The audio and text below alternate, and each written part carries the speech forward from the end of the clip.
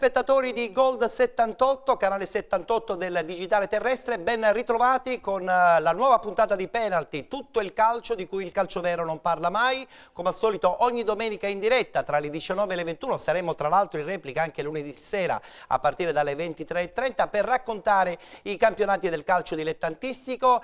Siamo ormai nelle settimane finali perché ci sono i play-out e i play-off che si sono già disputati, che si disputeranno anche la prossima settimana. Insomma, saranno giorni pieni e intensi, è il momento di raccogliere frutti per moltissime società. Oggi una puntata ricca, andiamo subito a presentare i nostri ospiti nel palchetto, chiamiamolo da opinionista leader per quanto riguarda la puntata odierna, il ritrovato Renato Marletta. Ciao Renato, ben trovato. Ciao, buonasera a tutti, grazie dell'invito. Vogliamo sapere delle tue condizioni fisiche dopo vari interventi ai tuoi ginocchia. Mi fai la domanda successiva? Mi devo rioperare al ginocchio. Ah, bene, quindi non è sicuramente un momento molto positivo. Purtroppo no, ma il mare mi aspetta sempre, lo scoglio del Gabbiano sarà sempre mio presente. Benissimo, c'è una storia che non stiamo qui a raccontare perché insomma è troppo lunga. Bene, abbiamo un parterre molto importante, lo andiamo subito a conoscere perché abbiamo praticamente, secondo me, quasi il meglio del calcio siciliano. Iniziamo con un preparatore dei portieri top veramente, perché è Alessandro D'Antoni, perché tra l'altro con Alessandro oggi affronteremo un progetto che partirà a giugno, l'11 e il 13, legato principalmente alla costruzione della figura del portiere. Ciao Alessandro, ben trovato. Buonasera a tutti. Piacere di essere qui. Segui il calcio anche dilettantistico comunque, no? Perché avrai qualche ragazzino che sicuramente si è insomma, messo in luce. Sì, sì, quest'anno tra l'altro ho allenato la disgraziata annata della Lusa Calcio. Sappiamo, infatti ci dovrai raccontare poi che cosa effettivamente è successo. Beh sì, poi ne parleremo. A seguire abbiamo l'allenatore della Ciriale Calcio, stagione tribolata, però poi alla fine comunque 50 punti mica sono pochi nel campionato di Serie D. Salutiamo Pietro Infantino. Ciao Pietro, ben trovato. Buonasera. 50 punti sono tanti? Secondo me sì. Tenendo presente tutto quello che è successo alla Ciriale prima, dopo, durante e che ancora probabilmente ci sarà un seguito. Sei soddisfatto della tua stagione? Siamo soddisfatti perché per quello che abbiamo passato, però questo gruppo secondo me poteva fare in una situazione più serena e con più certezze, sicuramente se la poteva giocare. Cosa ti è mancato secondo te quest'anno? La struttura, sicuramente qualche motivo c'è. Sì, la struttura societaria è determinante.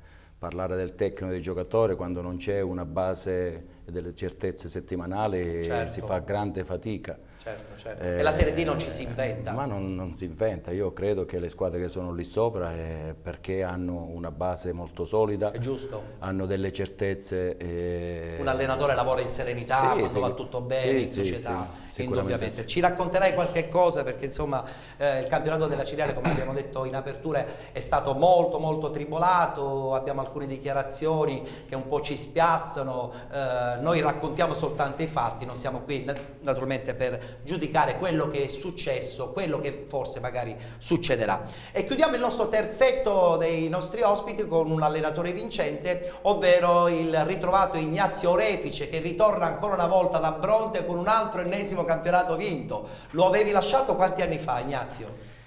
L'ho lasciato 12 anni fa. 12 anni fa. In quale categoria? In promozione. Allora hai chiuso il corso, hai chiuso proprio il progetto, riportando questo Bronte dopo parecchi anni nel campionato di promozione, che è sempre molto difficile.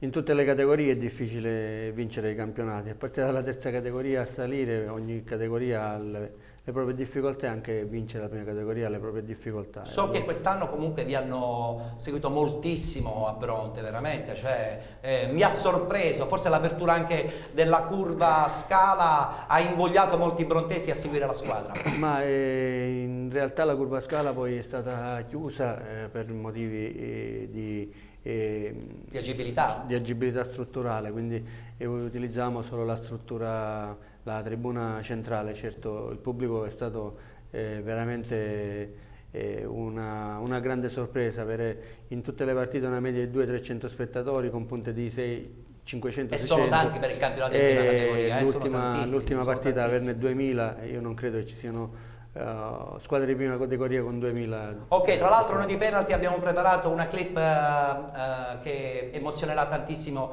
tutti gli amici brontesi, perché racchiude il momento clou finale di una stagione indimenticabile. Ritorniamo a parlare di Serie D e chiaramente lo facciamo con i risultati di questa giornata, la penultima giornata in calendario. Si concluderà chiaramente il tutto la settimana prossima e vedremo che cosa succederà. Questi risultati: Aciriale batte Cittanovese 3-0, Gelbison Città di Gela 1-1, Igea Virtus batte Ebolitiana 1-0, Vibonese batte Isola Caporizzuto 3-0, Roccella Nocerina 1-1, Messina batte Paceco 5-0, Palmese batte Palazzolo 3-0, Troina batte Portici 3-0 ed infine Ercolanese batte San Cataldese 5-2. Dopo questa giornata abbiamo una classifica ormai definita, aspettiamo gli ultimi importantissimi 90 minuti dove appunto sia la Vibonese che il Troina possono aspirare a questo punto al salto di categoria. Sicuramente il Troina ha probabilmente una partita un po' più impegnativa. Guardiamo la classifica di questa penultima giornata,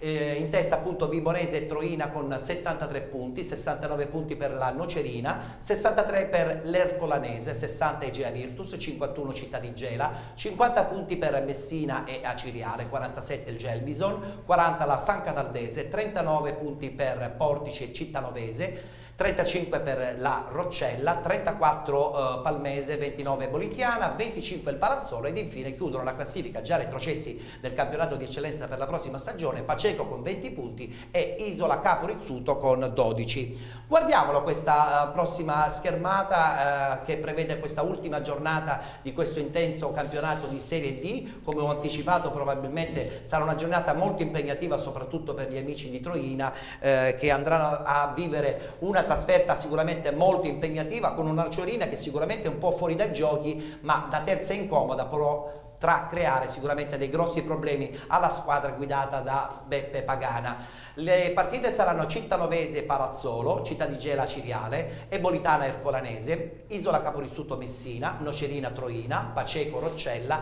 Palmese Igea Virtus, Portici Gelbison ed infine si chiuderà con San Cataldese Vibonese. Allora una battuta subito con Renato Marletta, dopodiché voglio sentire giustamente il mister Infantino, perché il campionato di Serie D l'ha vissuto anche da protagonista. Renato, guardando questa classifica sicuramente il Troina è leggermente sfavorito perché va a Nocera, anche se credo che il campo di San Cataldo, e poi sentiremo anche Infantino, non è un campo facile. La Vibonese deve andare a vincere, poi probabilmente si giocherà tutto in uno spareggio. Che ne pensi? Ma nei finali di campionato le sorprese sono all'ordine del momento, non del giorno, anche perché ci si gioca un campionato in 90 minuti, per cui al di là di tutto ci sono i valori societari, i valori di condizione mentale dei giocatori e anche l'ambiente, per cui io ritengo che al di là della trasferta impegnativa, naturalmente noi tifiamo Troina. Assolutamente sì.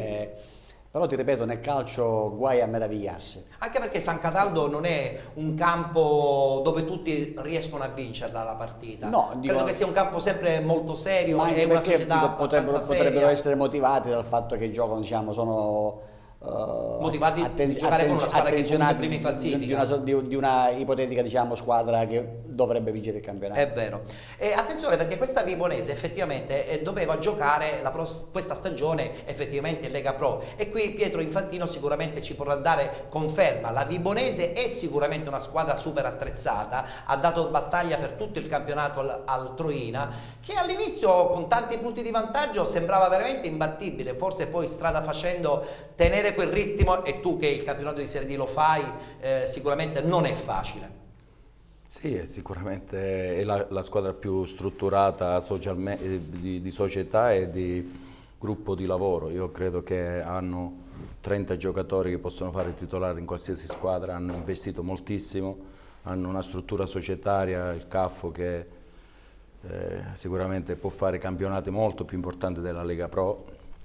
Però dobbiamo dare atto al nostro amico Beppe Pagana con la loro società, un piccolo paese che per questo dobbiamo ritornare alla base, quella che dicevamo prima, la società è determinante, è fondamentale, ti dà certezze, ti dà forza, ti dà la tranquillità e la serenità di fare il tuo lavoro a 360 gradi. Hai giocato con tutte e due squadre, sia con la Vibonese e il Troina.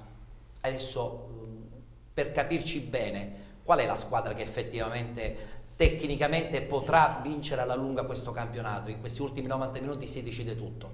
Ma sono due squadre molto diverse. Noi abbiamo pareggiato in casa con la Vibonese, era la mia prima partita, abbiamo pareggiato lì 1-1, invece col Troina io all'andata non c'ero, abbiamo perso 3-1 e poi abbiamo perso 2-0 in casa. Io credo che, qui entra il valore del tecnico, credo che Peppe Pagana, la squadra del Troina è più organizzata, credo che gioca molto sul complesso di squadra, molto su una visione una bella idea tattica, di movimenti, invece la Vibonese ha una struttura gioca molto sull'individualità, sull'esperienza. Però c'è questo entusiasmo che potrebbe essere la carta vincente per Sì, Pagana e ma compagnia, hanno no? tutte e due le potenzialità per vincere le partite, perché credo che noi siamo stati 3 domenica fa a Nocera, abbiamo perso, sbagliando tantissimo, abbiamo perso su una punizione da 30 metri, l'hanno messo Alvino, l'ha messa all'incrocio dei pali, era una squadra che sta avendo grossissimi problemi perché ha perso i 2 attaccanti centrali. Parliamo tra l'altro di una società che ha fatto anche la Serie B. Sì, ma noi siamo andati lì, c'erano tantissima gente, immagino. credo che però le ultime partite li sta steccando, perché credo che i 28 gol di Russo e Cavallaro non si inventano dall'oggi al domani. Assolutamente. Però credo che la Vibonese avrà una partita difficile, perché la San Cataldese ha una struttura tecnica importante, ha un allenatore giovane che lavora molto sui particolari. Lì le motivazioni faranno la differenza anche perché squadre che vanno perdendo l'obiettivo, affrontare la settimana sempre al 100% non è facile. Alessandro, tu invece cosa pensi di questo scontro tra Vibonese e Troina? Perché effettivamente, come dice giustamente Pietro, sono due squadre super attrezzate, forse quell'entusiasmo in più del Troina è un po' quasi come ago della bilancia in una organizzazione sicuramente quasi da Lega Pro della Vibonese. Sì, l'organizzazione è sicuramente importante, come diceva giustamente prima il mister. La logica è anche che in un finale di campionato le logiche saltano un pochettino. Saltano, sì, c'è, giustamente dicevi tu, l'entusiasmo, la novità, insomma le motivazioni, si parlava di motivazioni. Quindi a questo punto questi 90 minuti sono incentrati solo su certe determinate motivazioni. In questo momento entrambe sono super motivate, forse vanno a giocare contro squadre che probabilmente in fatto di emozione in quest'ultima giornata non hanno più niente da dare. Hanno poco da dare, niente no, perché in ogni caso c'è sempre una visibilità, c'è sempre sicuramente le motivazioni da entrambi, sicuramente 90 minuti sono... In 90 minuti possono succedere tante cose, anche imprevisti. Può succedere sì, l'episodio può fare la differenza. Ignazio Refice, da profondo conoscitore, tu hai vissuto la Serie D ad Adrano, quindi sai benissimo che equilibrio vive, e soprattutto nelle ultime giornate nel campionato interregionale. Questo duello, secondo te come andrà a finire? E poi parliamo della Ciriana. Ma io, premesso che chiaramente noi tiferemo Troina, chiaramente per un problema di campanilismo. Giusto. Io riflettevo sul fatto delle motivazioni, perché chiaramente saranno quelle più determinanti. Probabilmente il Troina troverà una squadra un po' meno motivata, che può essere la Nocerina, perché probabilmente la Nocerina ha perso le motivazioni, perché era una di quelle squadre magari che puntava al salto di categoria e quindi è più delusa rispetto alla San Cataldese, mentre la San Cataldese potrebbe essere un po' più motivata giocando contro la prima in classifica, e cercherà magari di lasciare un buon ricordo nei propri tifosi, inanellando la vittoria dell'anno. Insomma, sotto questo aspetto io credo che le formazioni contro cui si misureranno Troina e Vibonese, e tra le due vedo la San Cataldese un po' più motivata rispetto alla Nocerina. Certo, certamente. Beh, speriamo bene, incrociamo le dita e vedremo cosa succederà la prossima settimana. Saranno 90 minuti intensissimi che noi di Penalty seguiremo proprio appunto la settimana prossima di domenica a partire dalle 19, quando già i giochi appunto si sono conclusi. Pietro, parliamo di questa Ciriale. Allora, abbiamo detto in apertura che comunque 50 punti in interregionale non si inventano. Sei arrivato in una piazza vogliosa, e questo lo sappiamo, i tifosi seguono tantissimo insomma i propri colori, però è anche vero che a livello societario c'è stato forse troppo trambusto, e chi ne ha subito poi alla fine le conseguenze, a parte lo staff tecnico, anche i giocatori che probabilmente in alcuni momenti hanno avuto qualche sbandamento. Punti conquistati comunque sul campo che onorano comunque una stagione che secondo me per te è più che positiva. Che ne pensi? Ma l'ho detto prima, io credo che questa squadra ha le potenzialità ha le potenzialità per fare un campionato, poteva fare un campionato importantissimo. Noi il girone d'andata eravamo secondi in classifica a 3 punti dal Troina, con 30 punti sono tantissimi. Certo. Poi abbiamo cambiato il secondo e il terzo presidente a dicembre. Lì abbiamo perso 3 giocatori determinanti come Di Maio, come Gualdi che per la categoria Testardi, insomma che erano giocatori aiutano tanto. In quel sistema abbiamo cambiato, però sono arrivati giocatori importanti, molto motivati, anche se non avevano un pedigree, un curriculum importante, però giocatori che faranno parlare di sé, come Aloia, come Schiavino, giocatori che sono molto più giovani però che hanno grandissime qualità. Sembrerebbe prematuro, ma da questo gruppo si può pensare a un progetto per la prossima stagione come appunto squadra, secondo te? Come gruppo di ragazzi che possono ambire la prossima stagione a essere... Ma io insomma, parlare di futuro è difficile, vorrei parlare del presente, vorrei ringraziare questi ragazzi per tutto quello che mi hanno dato e tutto quello che mi daranno l'ultima partita, perché è una partita molto sentita, una partita che ci teniamo tutti a fare punti. Parliamo di Città di Gela. Con il Gela. Sicuramente vorrei parlare del presente perché il connubio tifosi squadra è stata molto ma molto forte. Il ringraziamento è dovuto a questa gente che ci è stata vicina, si sono anche tolti dei soldi per pagarci la trasferta o per avere il rimborso, o avere un rimborso spese. Credo che ho salutato la gente di Acireale perché credo che sia l'ultima partita di Infantino ad Acireale, perché 7 mesi sono 7 anni, facevamo le battute, non si può fare un calcio in questa maniera, sapendo di partire per Eboli e i giocatori facevano i traslochi, tante situazioni.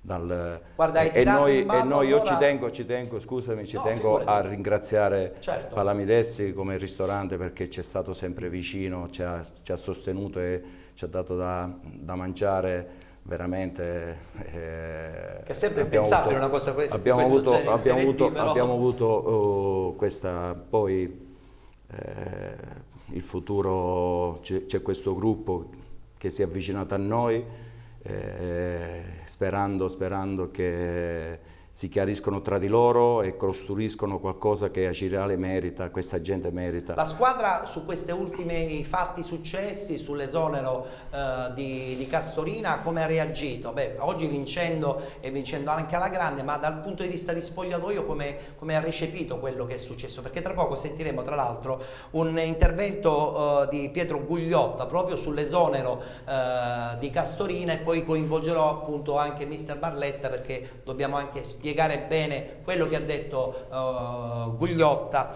e rispetto a quello che poi in fondo ha detto in maniera chiara. Io sottolineo che voglio ringraziare questi ragazzi e questi tifosi, di altro non ne voglio parlare. Sicuramente Castorina è stato la mia spalla per tutti questi 7 mesi.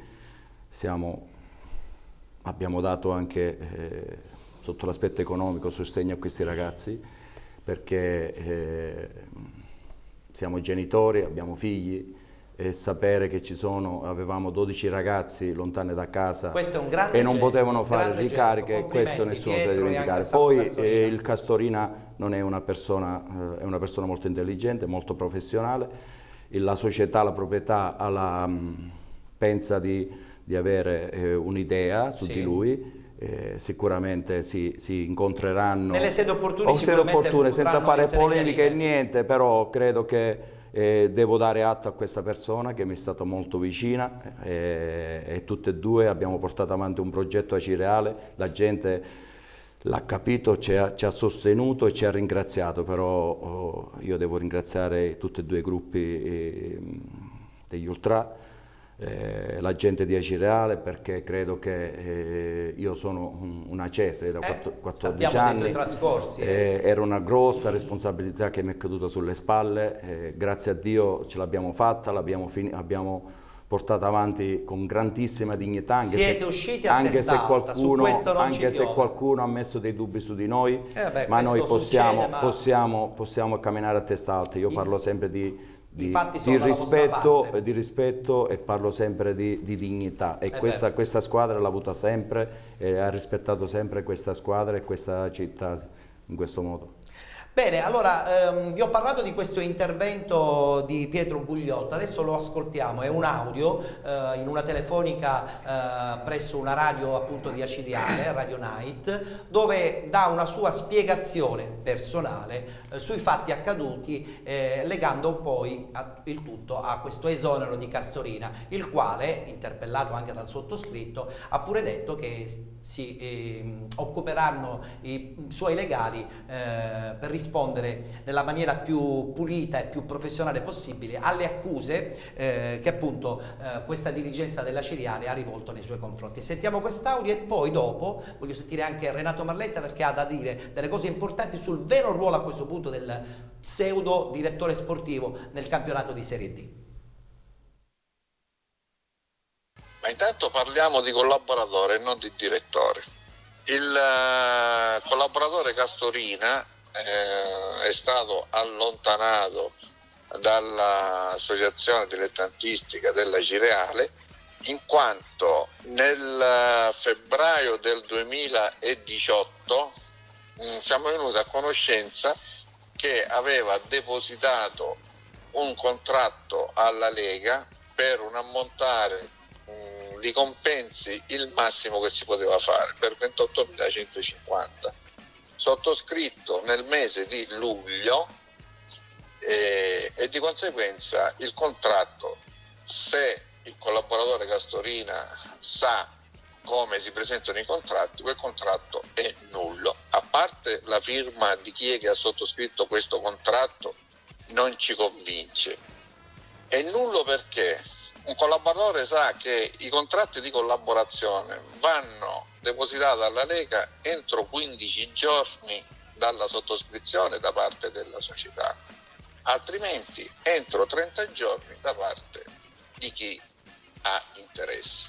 E allora non ci siamo spiegati tutti quanti, e lui lo sa, Castorina, come mai ha fatto questa azione contro l'Acireale, perché noi tutti riteniamo che è stata un'azione fatta contro l'Acireale, perché non ci poteva mai essere un motivo per presentare un contratto, ripeto, sottoscritto non si sa da chi, perché confrontando tutte le firme degli altri contratti sottoscritti da Notarrico, questa firma messa su questo contratto, che è poi una sigla, uno scarabocchio, non si è capito perché è stato fatto questo deposito per un compenso ai limiti massimi consentiti per un collaboratore.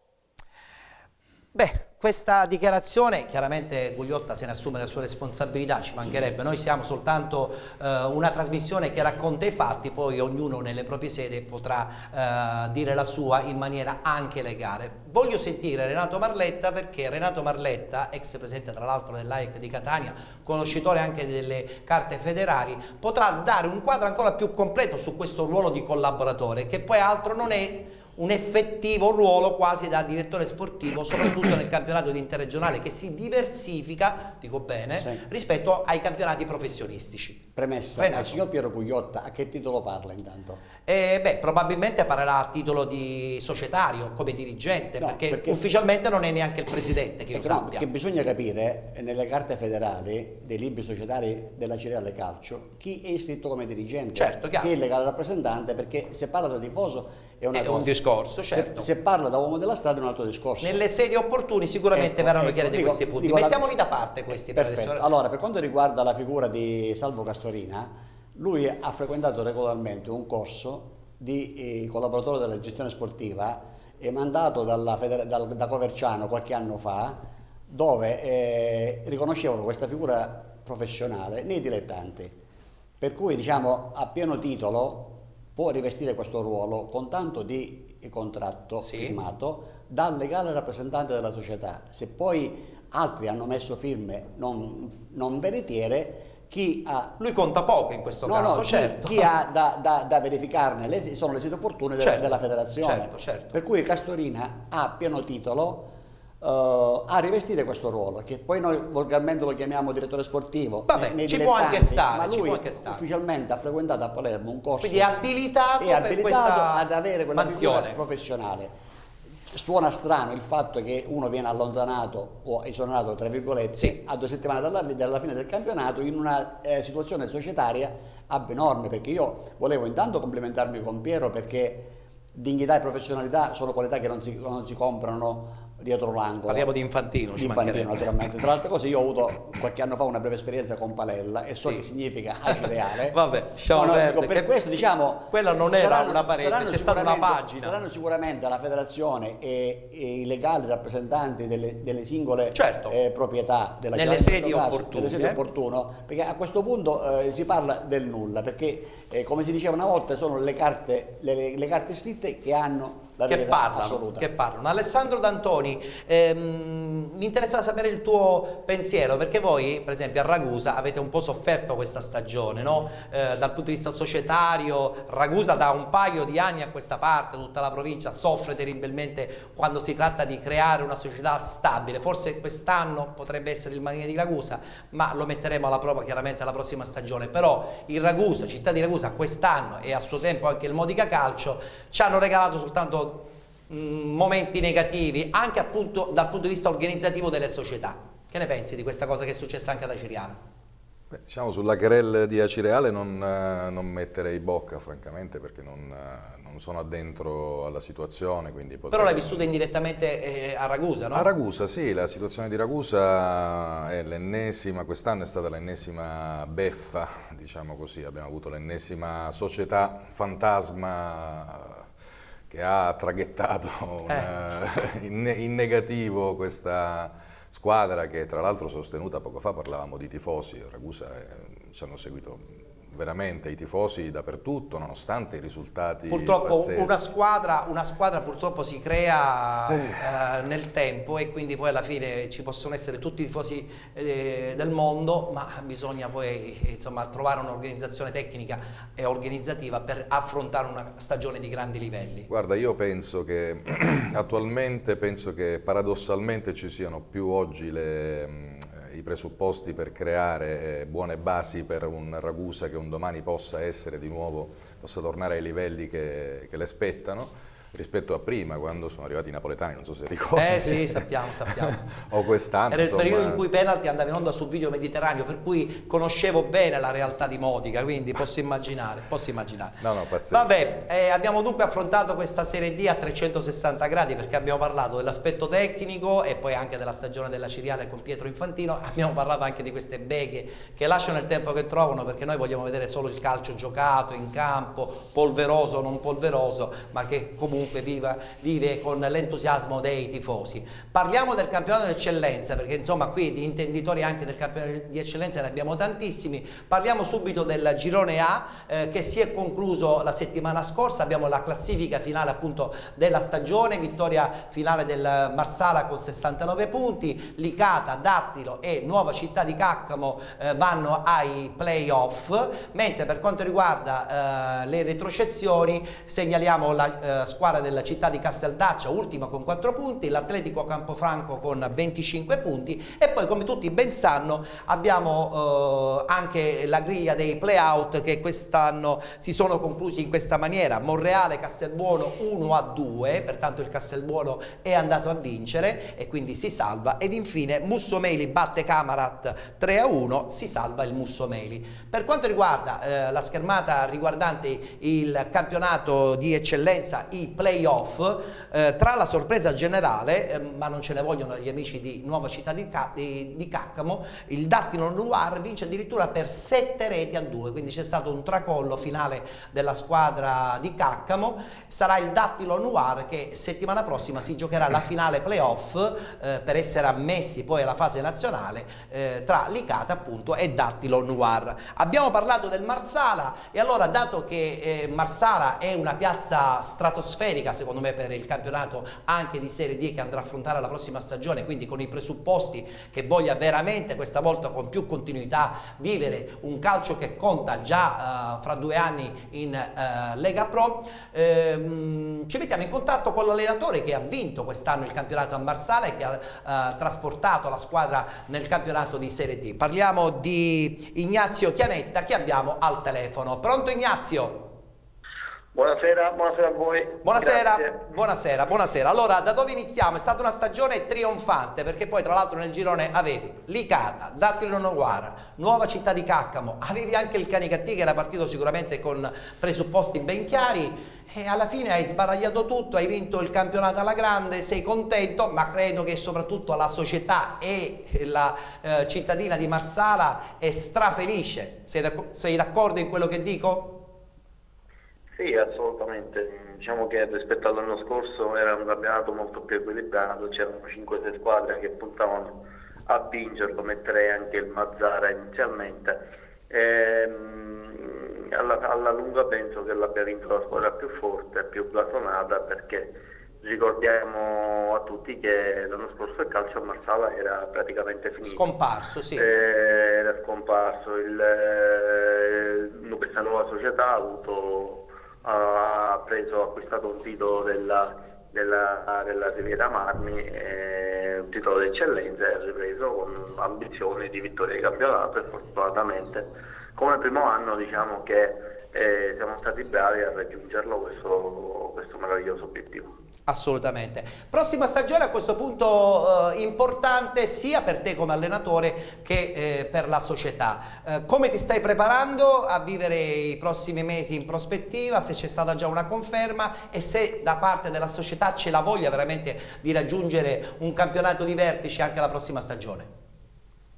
Ma guarda, ancora diciamo che dobbiamo smaltire i festeggiamenti. Ho sentito il Presidente ieri, abbiamo in programma di vederci il prima possibile, penso la prossima settimana, per capire un attimino se c'è la volontà da entrambe le parti di continuare in maniera molto... Ma credo che dalla tua ci sia questa volontà, no? C'è questa volontà da parte tua di rimanere a Marsala? Credo di sì, no? Sì, diciamolo. Ma da marsalese sarebbe stupido dire di no. Certo.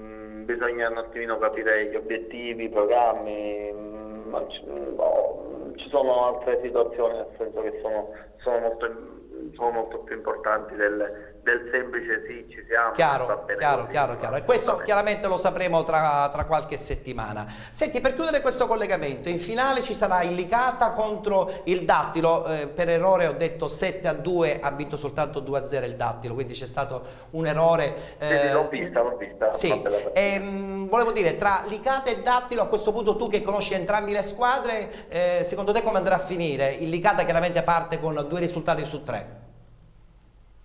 Sì, guarda, è un Licata parte su 2 risultati su 3, però diciamo che questo Dattilo non ha nulla da perdere. Penso che abbia detto anche quest'anno e per il terzo anno consecutivo abbia fatto i playoff, dunque non sarà uno scoglio facile da superare, soprattutto perché si gioca in campo neutro a porte chiuse. Certo. È sempre un'incognita, però penso che poi alla lunga i valori usciranno fuori e ritengo che il Licata abbia un 60% di superare il turno. Va bene, vedremo cosa succederà la prossima settimana. Noi ti ringraziamo, adesso meritato Grazie riposo e ci sentiremo presto anche in prospettiva, chissà, dei Penalty Awards. Grazie ancora Ignazio. Ok, grazie a voi. Grazie. Complimenti, complimenti. Allora, una battuta con Pietro Infantino sulla piazza di Marsala, perché poi abbiamo la clip su questa bella cavalcata della squadra marsalese nel campionato di eccellenza. Marsala, beh, sappiamo tutti, non è una piazza, è una super piazza. La Lega Pro anche a grandi livelli qualche anno fa, più di qualche anno fa. Che ne pensi? Sì, è una piazza che c'è fame di calcio. Un blasone, credo che hanno una struttura già di giocatori che possono affrontare questo campionato, perché hanno 3-4 giocatori che avevo io l'anno scorso a Gela, un allenatore molto preparato, mi hanno parlato molto bene di Chianetta.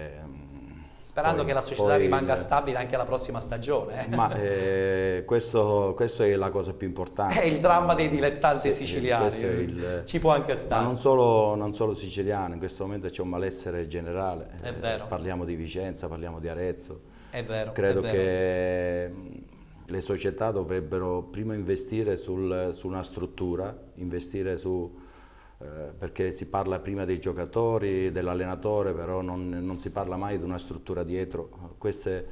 L'allenatore ha bisogno questo è il grande sbaglio. Questo è l'errore. Troina si trova lì perché c'è una struttura da tanti anni. E tanto tempo fa, qualche anno fa, la Leonzio aveva quell'organizzazione che poi ha permesso questa cavalcata. La Leonzio sta facendo cose grandissime, con un presidente giovane che sa cosa chiede, un direttore sportivo che è capace, e quella è la struttura. Ci vuole una società dietro, e poi con gli anni, perché grandi investimenti non si possono fare, allora si devono investire piccoli passi, sui ma progetti e modificare anno dopo anno una struttura. Io faccio i complimenti a Ligia Virtus, che il presidente Grasso con un budget sempre ridimensionato, però sanno investire sui giocatori, però alla base di il giocatore che va c'è una struttura dietro, un allenatore, una struttura societaria, e quello è fondamentale per un proseguo di campionato, e lì si fanno i risultati, non puoi inventare.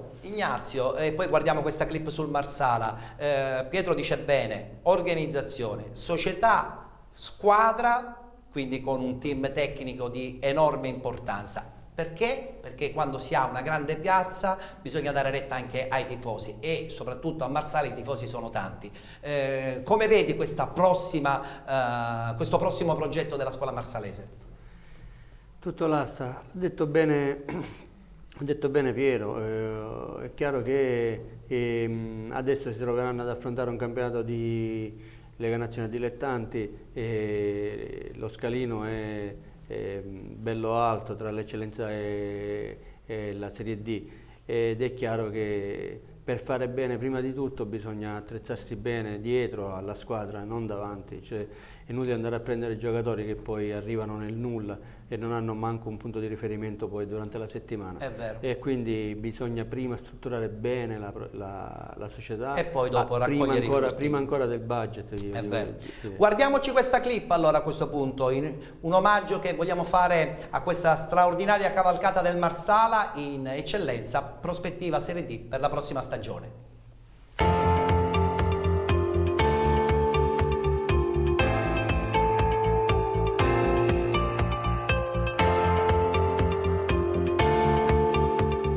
Dentro per Galfano, che salto nuovo viene messo giù da Testa, il vantaggio, Testa entra in area di gol, ancora Testa, conclusione, rete, Davide Testa, 1-0 per il Marsala. Davide Testa con l'esterno destro è andato a siglare la rete del vantaggio del Marsala.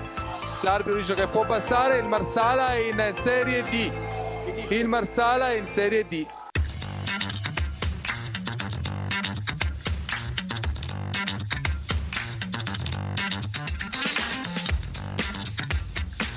Sicuramente abbiamo fatto di tutto per creare fin dall'inizio un gruppo di persone solide, che fossero il più amalgamato possibile tra di loro e che fossero disponibili pure a fare grossi sacrifici, perché questa è stata la cosa più gravosa che abbiamo dovuto affrontare durante l'anno, perché abbiamo avuto tante difficoltà, soprattutto c'era molto scetticismo su questa nuova società da parte della cittadinanza, dei tifosi eccetera. Piano piano abbiamo cercato di vincere tutte queste piccole resistenze. Ci auguriamo che per il futuro il percorso sia molto più semplice.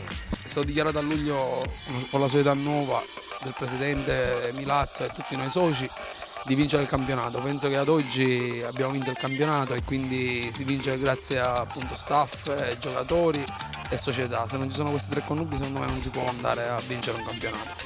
Facciamo una settimana di festa, dopodiché dobbiamo sederci subito al tavolo e capire come dobbiamo preparare questa Serie D, anche perché non dobbiamo fare gli errori che sono stati fatti gli anni passati, quindi dobbiamo andare a affrontare la Serie D quantomeno per rimanere. Il mio ritorno a Marsala è stato comunque con l'obiettivo di vincere il campionato, quindi siamo contenti dell'obiettivo raggiunto, il mio, dei miei compagni e della società, e quindi oggi è un punto di partenza per questa nuova società, per ambire a campionati più importanti. Ci siamo riusciti, fino alla fine ce la siamo sudata, anche oggi è stata una bella partita, però l'importante era l'obiettivo, portarla a casa e rendere questa città felice, perché giustamente Marsala non merita questa categoria.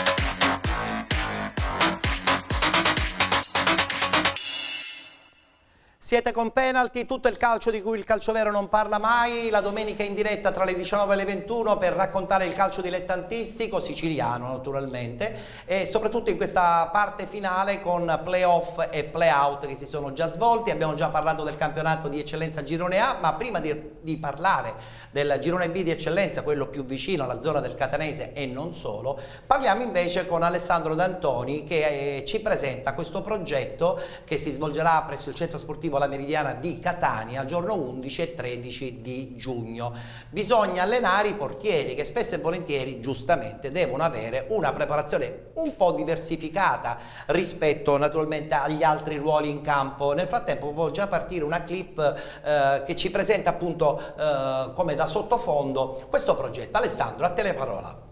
Sì, è più che un po' diversificata, direi totalmente diversificata, perché è un ruolo che negli ultimi anni specialmente è andato totalmente cambiando. Cioè, ormai certo. il portiere si è modernizzato, diciamo. Si è modernizzato, si è unito a un gioco sicuramente molto più rapido, molto più dinamico, e quindi il portiere deve essere molto più preparato con i piedi, ad esempio. Questa è una cosa ormai scontata. Cioè non è il classico giocatore dove vuoi giocare vai in porta perché siamo senza portiere, ci si arriva non però più, attraverso una preparazione. Diciamo non più. Proprio per questo motivo qua non è, il progetto che stiamo portando avanti non riguarda soltanto Catania. Catania sarà il primo anno. Tra l'altro uno staff anche importante, no? Uno staff importantissimo. Onorati. Sì, Onorati, Massimo Marini del Pescara, Massimo Ferrari del Piacenza e altri che voglio dire anche Maurizio Bonfatto. Certo.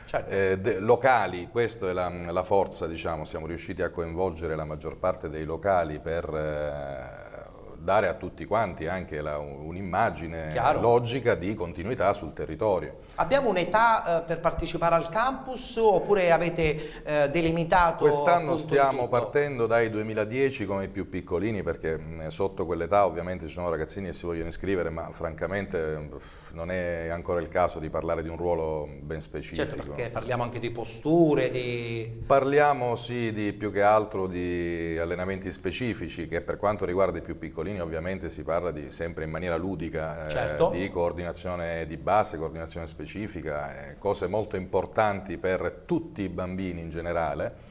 E poi si arriva fino ai 2000, 99, insomma, ragazzini che già... Ti facciamo vedere qualche video proprio Sì. per capire cosa effettivamente sarà il progetto. Il progetto dove i ragazzi appunto vivranno a 360 gradi in campo con Questo è Mauro il gruppo. Marchisio nel camp di Ragusa, come Francesco Carrieri, Mauro Marchisio, insomma, fresco di promozione con l'Empoli in Serie A, Sì, è quindi vero.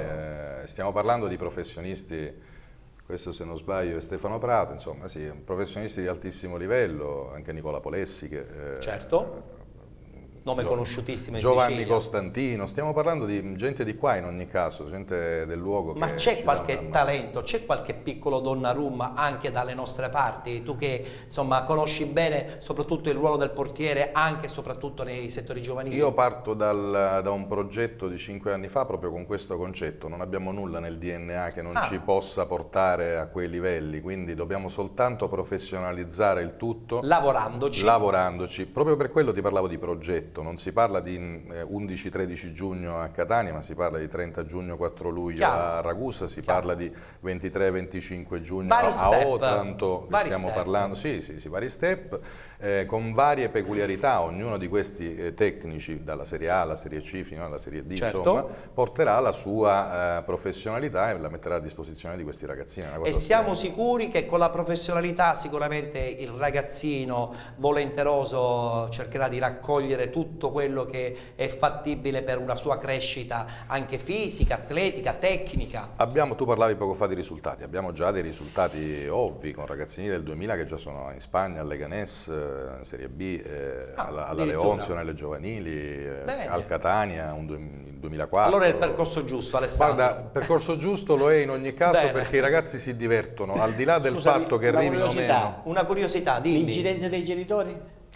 Questa è la solita cattiveria di Renato, ma che condivido. No, ha fatto bene perché noi da questo punto di vista, ma so che anche molte altre scuole calcio nel catanese, ne ho incontrate alcune, ci tengono parecchio ad allontanare, tra virgolette, la problematica, perché è una grande problematica. È una problematica proprio, condivido. Della serie mio figlio. Grazie per l'assist. Della serie sono il genitore con il giocatore più forte del mondo, sono gli allenatori che non capiscono niente e non me lo fanno giocare. Il mio è un campione, voi non capite nulla. Infatti. È chiaro che noi partiamo dal presupposto che tu poco fa chiedevi se ci fosse qualche talento. Io non ti parlo di talento, io ti parlo di divertimento e crescita e possibilità. Ok, dopodiché è chiaro che è giusto distinguere. Ci sono tante cose, noi ti diamo il massimo di quello che è possibile, di quello che possiamo dare ovviamente. Poi sta a te se sei mi permette una seconda curiosità. Stamattina ho assistito a una finale a Belpasso di ragazzini. Una mamma mi ha fermato e dice: Mister Marletta, prego. Dici, ma è vero che il portiere deve essere pazzo? Vabbè, c'è questa terminologia, no? Che la pazzia del portiere non più. Diciamo che il portiere non lo è mai stato. Insomma, un po' pazzerello c'è sempre stato perché si assume grosse responsabilità a entrare in campo. Insomma. Però adesso deve essere un grande atleta. È vero. Deve conoscere bene il calcio e deve essere molto intelligente calcisticamente. Continueremo a parlare poi al momento dei saluti con Alessandro. Abbiamo comunque uno spot brevissimo, 30 secondi per ricordare questo appuntamento, 11 e 13 di giugno presso il centro sportivo La Meridiana. Guardiamo lo spot.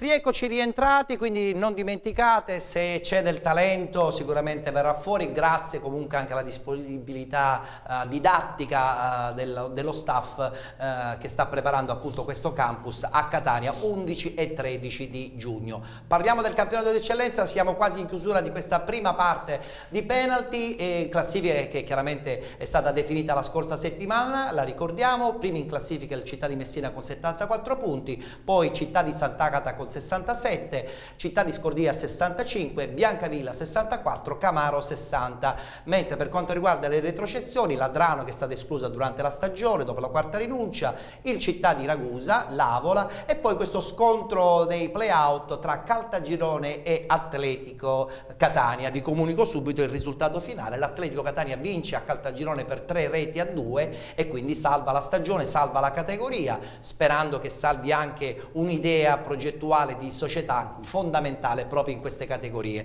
Mentre per quanto riguarda i playoff, i risultati sono stati definiti. Il Città di Sant'Agata e il Camaro hanno pareggiato 1-1, pertanto il Città di Sant'Agata andrà a giocare la finalissima contro il Città di Scordia, che ha pareggiato in casa con il Biancavilla 0-0. Quindi play out definito con l'Atletico Catania che si salva, mentre finale play off per il campionato di eccellenza Girone B. L'incontro sarà tra il Città di Sant'Agata e il Città di Scordia, con il Città di Sant'Agata essendosi classificato al secondo posto con 2 risultati su 3. Sottofondo alcune immagini proprio del Città di Messina, che ha stravinto, devo dire, con grande intensità questo campionato. Voglio fare una passerella insieme a tutti i nostri ospiti. Iniziamo subito con Ignazio Refice. Ignazio, Città di Messina che la prossima stagione giocherà in Serie D con l'ACR Messina. Questa è una domanda che un po' tutti ci porremo. Che cosa può succedere? Perché credo che comunque il Città di Messina sia leggermente più preparato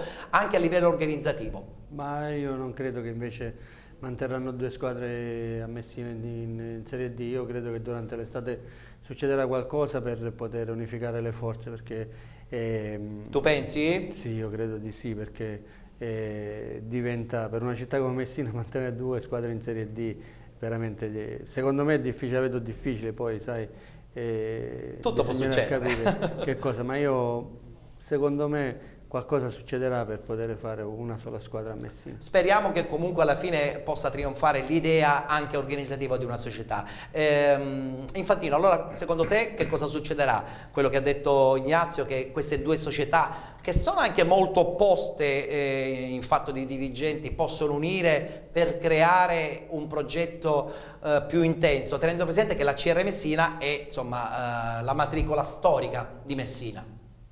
Bella domanda, eh? No, io l'ho vissuta, ho allenato la CR Messina tanti anni fa, so che l'ambiente è molto legato a questa società, anche se viene da una retrocessione. Quest'anno stanno facendo un campionato importante come noi e credo che... Anche per loro è stata una stagione travagliata, no? L'ingresso del nuovo presidente... Hanno una grande società, travagliata tra virgolette, non come noi, perché hanno avuto sempre lo stesso presidente, hanno avuto, dopo poche giornate hanno cambiato l'allenatore, hanno preso un grande allenatore come Giacomino Modica. Infatti per un attimo si poteva pensare credo che sono d'accordo che qualcosa succederà, anche se Messina, anche al Camaro, Messina può sostenere 2 squadre, assolutamente, non ci sono problemi, credo che io credo che Verona lo insegna, credo che tutte e 2 le società, anche se la città di Messina è più dentro la città, è come vero, società, è più storica, anche come dirigenza, hanno due stadi importanti, possono... Ognuno tutte e 2 le società si possono ritagliare uno spazio. Se sono rose fioriranno. Però più squadre ci sono in Serie D meglio è, le trasferte costano di meno, ci sono molti più derby. Appunto la Sicilia può diventare l'importante è che tolgono di questi divieti, perché tolgono il piacere di vivere i derby. Noi quest'anno abbiamo avuto una grande soddisfazione da Cireale, abbiamo vinto andata e ritorno col Messina, non succedeva da tantissimi anni. Quindi anzi, è una cosa che tenete doppio però ricordo. Abbiamo festeggiato solo al ritorno al Tupparello, perché il divieto di trasferta per i nostri tifosi anche questi in Serie D, vabbè, lasciamo perdere, non hanno potuto vivere questi dovremmo momenti. allargare sempre di più il discorso. Alessandro, invece che ne pensi di questa situazione, tenendo presente che comunque il Città di Messina a livello giovanile è probabilmente una delle società top, per cui attinge possibilmente a un progetto anche più ambizioso in prospettiva? Sì, assolutamente. Del resto, avendo 2 stadi all'interno della città, essendo una città, secondo me non ci sarà non credo molto alle fusioni o ai passi indietro, ecco, mettiamola così. Io penso che faranno 2 percorsi paralleli. Anche io sono di questa idea. Renato, invece tu cosa ne Allora, pensi? Perché comunque... vedendo questi impianti viene la pelle d'oca. Questi sono campi... non è il celeste, non è il celeste. Non è il celeste, non è né tanto meno il campo da calcio. calcio. Il futuro è tutto da scrivere, perché adesso passeremo ai campionati del bar. E quello delle scrivanie e delle chiacchiere. Del bar è bellissimo. No, perché adesso praticamente ci si incontra al bar per verificare in effetti che ideologia si ha in prospettiva. Io ribadisco il concetto che hai espresso poco fa, Piero. Secondo me occorre una logica in tutto. Occorre base societaria. Certo. Prospettive, ambizioni. I tifosi già ci stanno a Messina, e soprattutto questo problema non c'è. Perché anche se la federazione dovrebbe rivedere per un attimo, prima di scrivere le società, i veri contenuti economici. Vabbè, ma stiamo parlando di dilettanti. Allora, se no rischiamo di dover fare le fideussioni anche per la Serie D. Parliamo di un falso dilettantismo. C'è la fiduzione, c'è, però insomma è un po' più velleitaria. In Serie D parliamo di un falso dilettantismo, perché in effetti è professionismo. È professionismo a tutti gli effetti. È professionismo. Se tu hai una squadra professionistica, devi avere una società professionale, soprattutto. Chiaro. Va bene. Allora, chiudiamo questa prima parte. Ignazio Refice e mister Barletta rimangono, invece congediamo Piero Infantino e Alessandro D'Antoni. Iniziamo subito con Piero. Lo hai già detto, probabilmente lasci a Ciriale a questo punto, perché hai detto bene, ho salutato i tifosi, nessun rimpianto, si spalancano a questo punto le possibilità per parecchie società in Serie D, perché arrivano nuove società anche siciliane, c'è tanta nuova voglia, forse bisogna regolamentare ancora un po' di più la Serie D, limitando giustamente le trasferte che incidono anche dal punto di vista economico di una squadra. Non so se sei d'accordo. Sì, sono d'accordo. Vi ringrazio che mi avete ospitato qui. È stato un piacere. Ho dato la possibilità di ringraziare la città di Cireale per quello che mi ha dato quest'anno. Spero e sono sicuro che questo rapporto è diventato molto più forte per quello che io credo che nelle difficoltà in psicologia si chiama aggancio e nascono rapporti molto forti nelle difficoltà. Io spero solamente che queste persone che si sono avvicinate alla Cireale Calcio, spero che abbiano lo stesso amore che ho avuto io per questa città. È vero. E perché i giocatori hanno veramente onorato questa maglia. I tifosi, gli auguro solamente di continuare così, perché hanno dimostrato grande maturità, ci sono stati sempre vicini anche nei momenti di difficoltà, abbiamo perso anche partite in casa, però hanno sempre incoraggiato questo gruppo a non mollare mai, e io credo che queste persone meritano una base, una rimarrà società. Tutto questo almeno di questa stagione, a prescindere da tutte le varie polemiche. Sì, lasciamo questa base, e le persone che si avvicinano sanno cos'è Cireale, se capiscono cos'è Cireale si può solo costruire in positivo. È vero. Dunque grazie a Piero Infantino, salutiamo anche Alessandro, abbiamo ancora altre foto su questo evento, lo vogliamo ancora una volta ricordare, 11 e 13 di giugno, i ragazzini avranno già quasi probabilmente finito la scuola e quindi potranno di nuovo ritornare a essere vogliosi ad imparare quest'arte del portiere, che per me è un'arte. La data è stata scelta ad hoc del resto, dall'11 al 13 giugno. Senti, è possibile avere un riferimento come iscriversi per ulteriori informazioni? Avete un sito? Sì, abbiamo una pagina Facebook, Crescere da numeri 1, come pagina Facebook, e lì potete trovare tutte le informazioni possibili. Il sito è quello del mister Fabrizio Carafa, fabriziocarafa.it, che è il mio socio, la persona che mi ha spinto fin qui in questo progetto.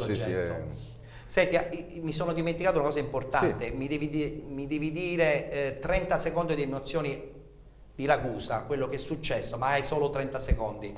Oppure li vuoi proprio invece abbandonare e non pensarci? Perché pensare a Ragusa viene sempre un magone. Assolutamente no, invece so che c'è un grande humus a Ragusa, perché ripartiamo dai tifosi, ripartiamo dalla squadra. Do un messaggio di speranza fortissimo. Ragusa merita altro, lo auguro, infatti, perché Ragusa... io ho fatto 5 anni lì, lo sappiamo, ho iniziato la mia carriera a Ragusa. Ragusa è una piazza importantissima. Lì ho smesso di giocare e lì ho iniziato a allenare. E quindi, insomma, conosci bene. No, la voglio realtà. lasciare un messaggio di speranza e Bene. sono assolutamente certo che di qui a poco risorgeremo. Bene, siamo contenti. Ringraziamo di nuovo dunque Alessandro D'Antoni con il suo campus Grazie sui a voi. portieri, ci vedremo presto sicuramente, e salutiamo anche Piero Infantino, a cui auguriamo un in bocca al lupo per tutto quello che verrà nelle prossime stagioni. Grazie, Ok? vi ringrazio Ci di nuovo fermiamo, dell'ospitalità. adesso abbiamo la pubblicità, tra poco rientriamo in studio e parleremo dei 4 gironi del campionato di promozione e anche dei 7 gironi di prima categoria. Insomma,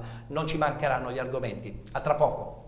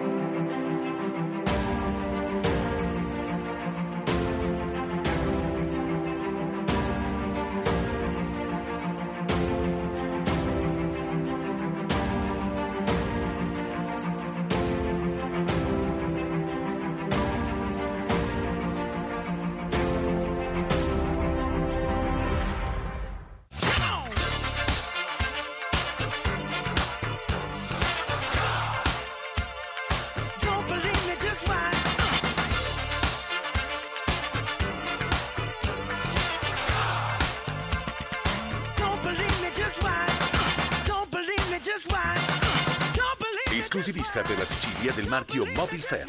Infoline 336 9207 27.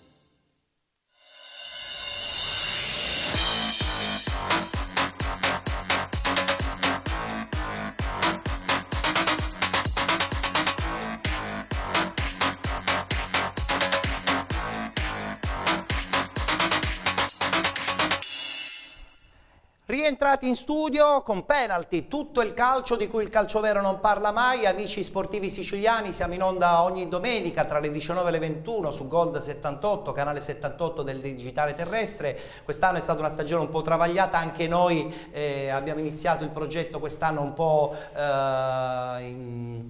in ritardo, anche perché adesso siamo ospiti di questo studio nuovissimo che si trova a Catania, il Beats Village Studios, da dove appunto trasmettiamo per tutta la Sicilia e per buona parte della Calabria, grazie appunto anche al canale 78 di Gold 78. Campionato di eccellenza interregionale andato via con tutti i suoi lati polemici e non solo, con tutti i suoi aspetti tecnici. Adesso parliamo del campionato di promozione e anche del campionato di prima categoria. In promozione si è ancora giocata addirittura nel girone A, così come anche in un girone del campionato di prima categoria, ma alcuni playoff e playout si sono già svolti. Però prima di andare a vedere un po' di risultati e parlare appunto anche di queste due categorie, salutiamo altri due ospiti che sono venuti a trovarci. Iniziamo giustamente con colui che l'ha vinto un campionato, anche se addirittura è arrivato al secondo posto, però avevano talmente fatto tanti punti insieme al Bronte del qui presente Ignazio Refice, che avete eliminato il discorso playoff e quindi siete volati anche voi nel campionato di promozione per la prossima stagione. Parliamo con Andrea Stella, che salutiamo. Ciao Andrea, San Leone di Catania. San Leone di Catania. Un altro campionato vinto dopo quello di Mister Bianco. Sì, Dico bene, sei contento? Sì. Tra l'altro società che per la prima volta raggiunge il campionato di promozione. Quindi infatti abbiamo fatto un'impresa. è stata un'impresa costruita chiaramente insieme a tutta la società. Sì, importantissimo, la società è stata di fondamentale importanza. È vero, d'altra parte proprio nella prima parte abbiamo parlato principalmente che se c'è la società allora probabilmente si riesce a fare qualcosa, se non c'è quella le difficoltà sono tantissime. Questo discorso lo faccio perché mi serve per agganciare l'altro ospite che è venuto a trovarci, che si è trovato anche un po' impelagato in qualche società che probabilmente avrebbe dovuto, che poi non ha fatto, costringendo poi alla fine un allenatore quasi a rimanere fermo per tutta la stagione. Parliamo di Nicola Basile. Ciao Nicola, ben trovato. Buonasera. Ho detto bene? Sì, purtroppo. Adrano è stata per te un'esperienza poi alla fine molto negativa, no? Una società che nel campionato d'eccellenza chissà era partita con dei proclami e poi alla fine si è ritrovata ad abbandonare tutto, costringendo in questo caso ad un allenatore a non poter allenare per tutta la stagione. Che è successo ad Adrano? Perché è accaduto tutto questo? Beh, penso innanzitutto che l'organizzazione societaria è a primo posto su tutto questo. Mi sono fidato di persone, ma principalmente, e quindi non torno indietro alla mia scelta, mi sono fidato dei miei calciatori, dei ragazzi che c'erano in squadra, splendidi, ragazzi che hanno dato il massimo, e non mi stancherò mai di dirlo, però purtroppo mi sono fidato dico persone che non c'entrano nulla con il calcio. E quindi hai pagato le conseguenze? E ne ho pagate le conseguenze, ho fatto esperienza, ne ho fatta... Quindi vuol dire che la prossima stagione ci pensi 2 volte, prima vedi com'è la società? Assolutamente sì. Cioè, assolutamente è servita appunto per capire che in questo mondo del calcio dilettantistico i nomi non vanno. No. Prima bisogna parlare di progetti e capire chi vuole portare avanti questi progetti. Infatti io, per come si è saputo, non avevo firmato per le prime 2 partite di Coppa andata e ritorno. Quasi come se avessi avuto un sentore. Sì, poi spinto dalla voglia di fare calcio, i ragazzi ti seguivano e quindi... Sei stato invogliato. Sono stato invogliato e trascinato, ripeto, con tutto me stesso a prendere in mano questa squadra e cercarla di portarla alla salvezza. Certo. Stavamo lavorando, poi purtroppo tante cose non c'erano negative, più presupposti, assolutamente Nicola, no. Sarebbe stata una pazzia continuare in una situazione di quel genere. Nulla poi toglie naturalmente a tutti quei allenatori che mi sono succeduti. Chiaro. Da Enzo Buttò a Vittorio Iemma, che anche loro cercando di fare, perché è gente che ama il calcio, chiaro. Si buttano, però non c'era proprio a livello dilettantistico purtroppo poi bisogna fare delle scelte, purtroppo spesso e volentieri le scelte sono quelle di abbandonare proprio perché non ci si arriva più, no. Ci si arriva più ed è impossibile arrampicarsi non avendo le scarpe adatte, tra l'altro. Allora, campionato di promozione, il girone A è un girone un po' più particolare rispetto agli altri 3 perché addirittura anche questa domenica si è giocato e quindi da adesso la griglia dei playoff e dei playout viene definita. Guardiamo i risultati, nel frattempo abbiamo proprio la schermata degli incontri. Città di Castellammare che batte l'Atletico Ribera 3-1. Sera di Falco batte Campobello 6-5, Castellammare batte Altofonte 2-0, Salemi batte Casteltermini 3-1, Cinque Torri Trapani batte Don Bosco Partinico 5-0, Nuova Sancis batte Partinica Audace 3-2, 3-2 anche per il Ravanusa nei confronti della Libertas 2010 ed infine 2-2 tra Vallelunga e Gattopardo. Ha un po' cambiato il quadro soprattutto dei play-out questa ultima giornata perché il Sera di Falco si salva proprio sul rush finale. Chiaramente il girone è stato vinto, come tutti ben sanno, dal Partinica Audace già da qualche settimana. Si giocherà soltanto una finale playoff tra Salemi e Castellammare, mentre per quanto riguarda i playout sarà il Casteltermine a giocare contro il Ravanusa. Questo girone, Renato Marletta, vede finalmente il ritorno in grande stile di un Partinica Audace che io personalmente ricordo anche in campionati di Serie D di una certa qualità, quindi vuol dire che evidentemente qualcosa non è andato per il posto giusto. Speriamo bene allora.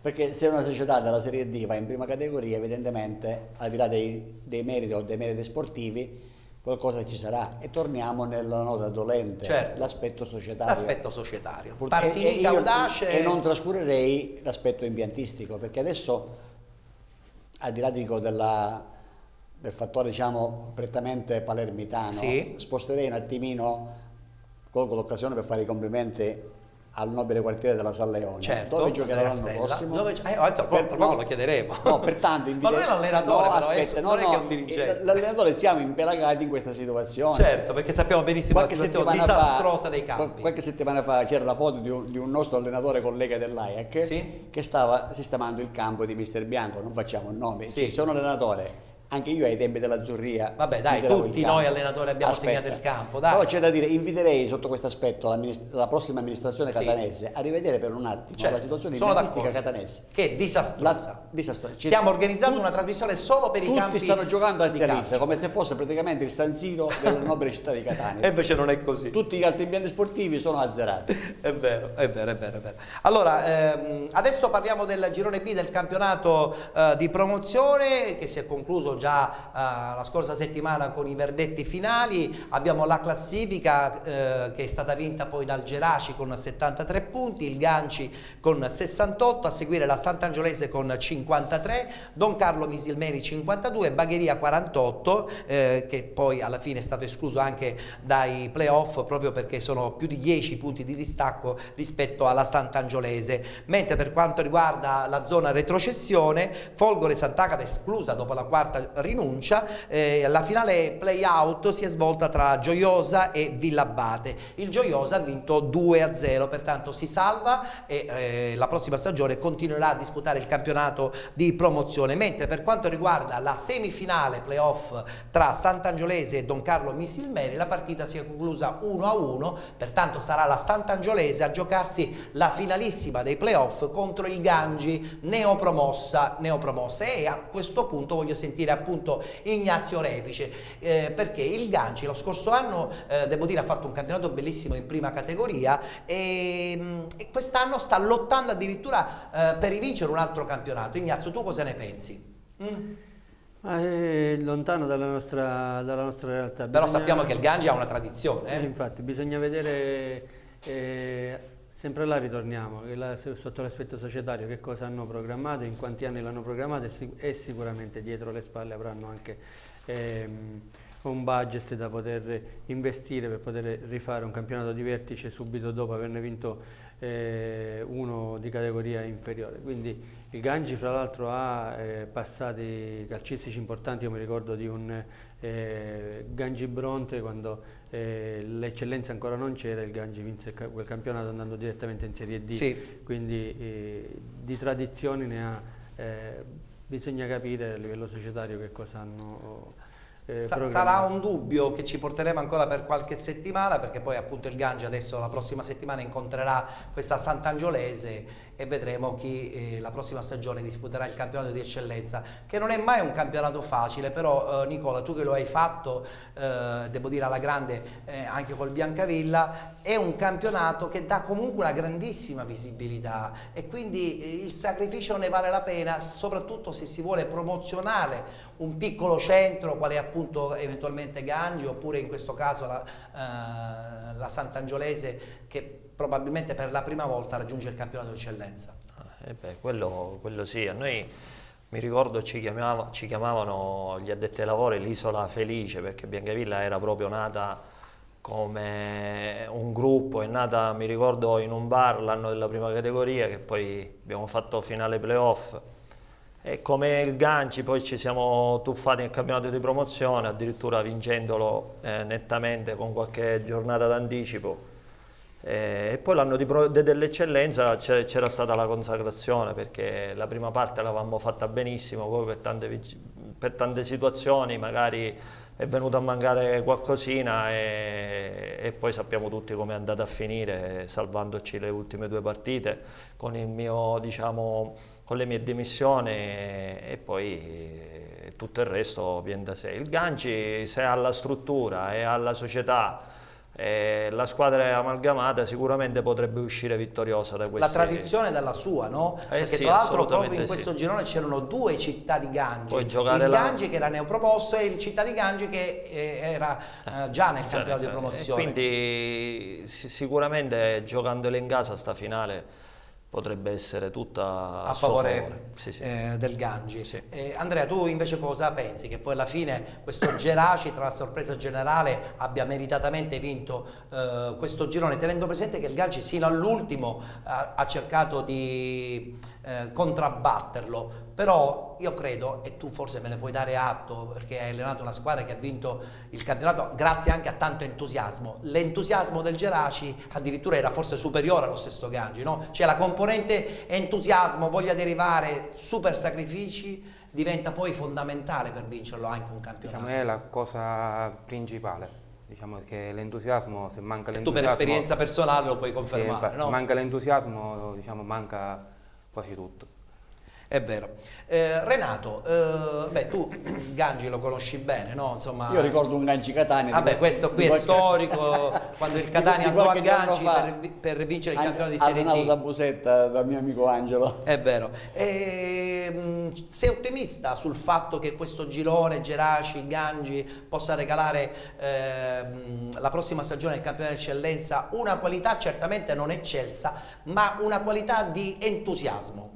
Allora, come diceva il mister, senza quello non si va avanti. Non si va avanti. Anche perché professionalità sia dei calciatori, che a volte si allenano di sera, sia del mister, ma soprattutto della società, è alla base. Se poi è un centro che è seguito da sportivi locali che abbandonano per un attimo il calcio televisivo, che ormai è andato in escandescenza, sarebbe opportuno, perché dico, un calcio senza tifosi, che calcio è, mi chiedo io? Ma il cioè, fatto, queste per esempio, partite a porte chiuse, queste infatti, partite anche in Serie D c'è senso, anche perché bisognerebbe capire, prendendo spunto dalla giornata rossa-azzurra, che l'aiuto dei tifosi potrebbe essere fondamentale nella conduzione societaria. Per cui diciamo soprattutto nei dilettanti, come si dice il famoso dodicesimo uomo, ma potrebbero essere anche, magari non a prezzi esorbitanti, magari con un regalo domenicale, a far sì che la società possa avere più forza economica.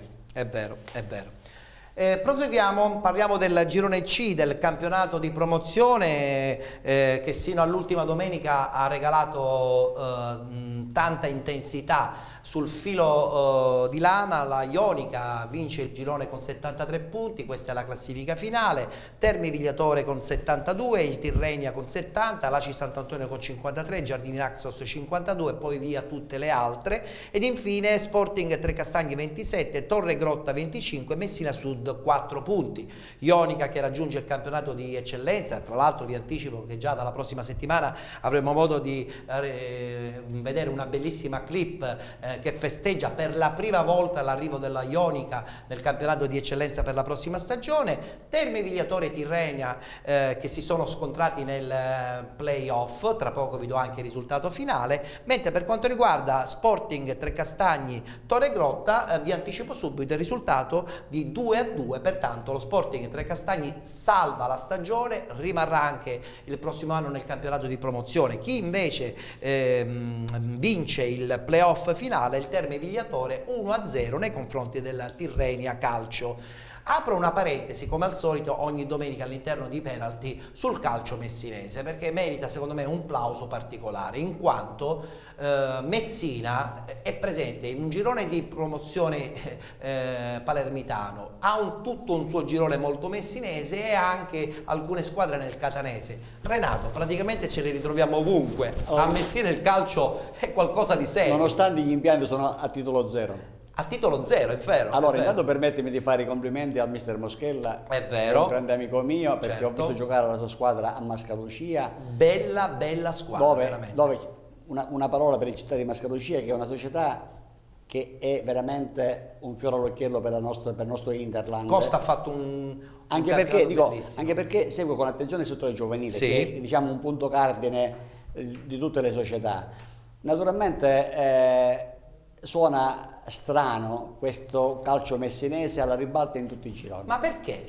Evidentemente giocano tutti a pallone. Allora, evidentemente hanno qualità tecniche questi ragazzi dell'Interland, perché non penso che nel calcio messinese vanno a prendere giocatori di Reggio Calabria o di Ragusa. No, non credo proprio. Sicuramente giocheranno con ragazzi locali, anche perché l'economia non lo permette. No? Evidentemente hanno grande tradizione di settore giovanile, perché io mi ricordo il Camaro in Serie D con una squadra per 2/3 formata da giovani che uscivano dal settore giovanile e fornivano almeno 1 o 2 giocatori nel girone di Serie D siciliana e calabrese a quasi tutte le società.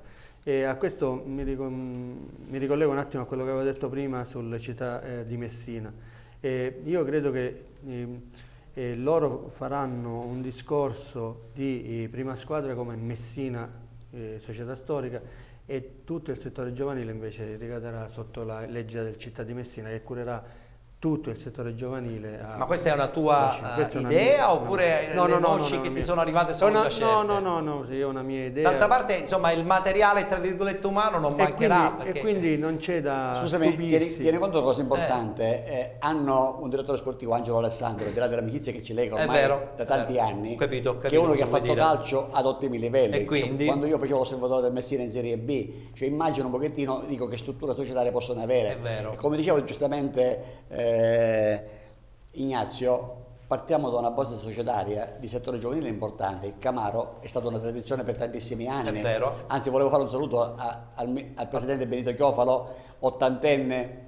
Sì, ufficialmente lui però è D'Arrigo che muove le fila. Sempre sulla breccia, no? Sì. Per cui evidentemente hanno probabilmente capito prima degli altri che i veri valori nascono dai settori giovanili. Guarda, su questo penso che sfondi una porta aperta, perché ho sempre detto che una vera società nasce, si sviluppa e costruisce solo se dietro c'è uno staff tecnico sul settore giovanile che lavora a 360 gradi giorno dopo giorno.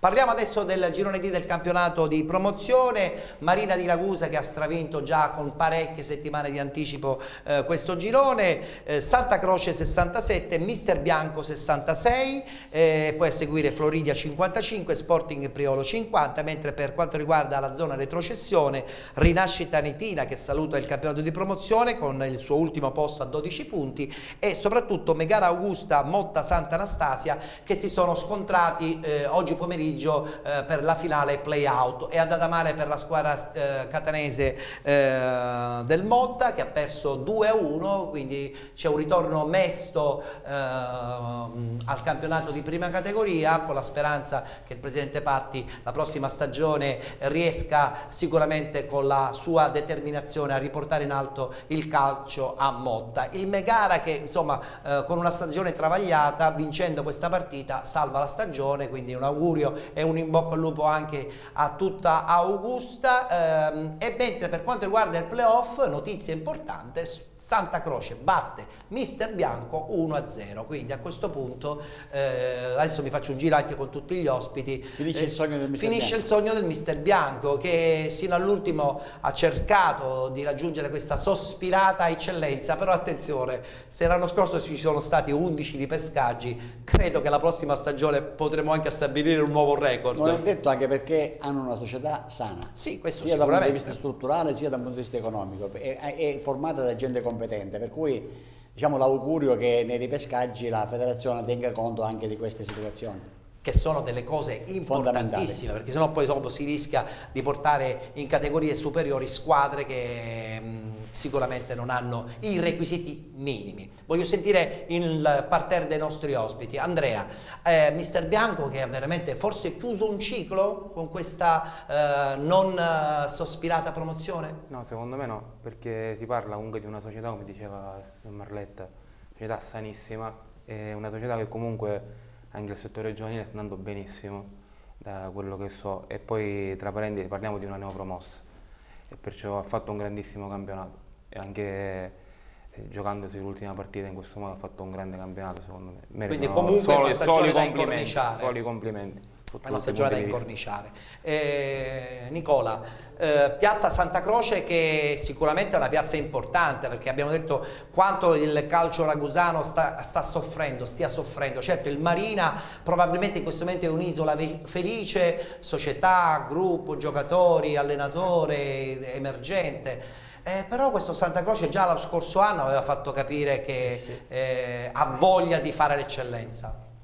Peccato per il Mister Bianco, perché si è trovata due corazzate, due società sicuramente che avranno speso anche qualcosina in più e che hanno cercato magari sin dalle prime giornate la vittoria finale. Il Marina di Ragusa ha fatto un campionato a sé. Il Mister Bianco, squadra secondo me che non c'entrava niente con questo campionato di promozione, guardando i nomi soprattutto. Sì, però vediamo che gruppo. Non sempre sa magari avere tutti questi giocatori è vero, importanti, sono d'accordo, perché poi vai a fare il risultato finale che magari ti aspetti. Il Marina di Ragusa è stato bravo e Santa Croce e il Mister Bianco devo dire sono state all'altezza. All'altezza. Ignazio, mister Bianco, che sicuramente, come ha detto bene anche mister Stella, probabilmente non ha chiuso un ciclo, però perdere una finale playoff è un segno che rimane per tanto tempo. La scorsa stagione voi a Bronte avete sofferto questo momento con una sconfitta proprio nella finalissima.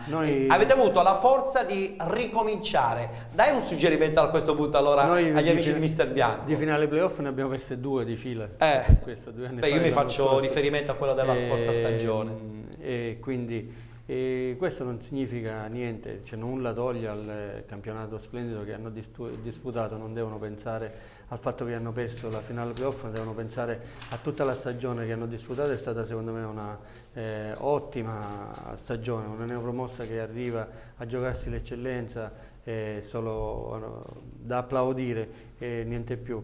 La società può fare la differenza nel momento in cui si apriranno le domande di ripescaggio. Bisognerà capire poi se in effetti in eccellenza ci volevano arrivare o ci vogliono arrivare. Voglio sentire poi il parere di tutti sul discorso ripescaggi, perché oppure, non esageriamo troppo con questi ripescaggi, perché infatti, proprio quest'anno l'eccellenza su tutti ha sofferto. Stavo dicendo proprio questo, a volte non è bene farsi ingolosire dalla prospettiva di un ripescaggio.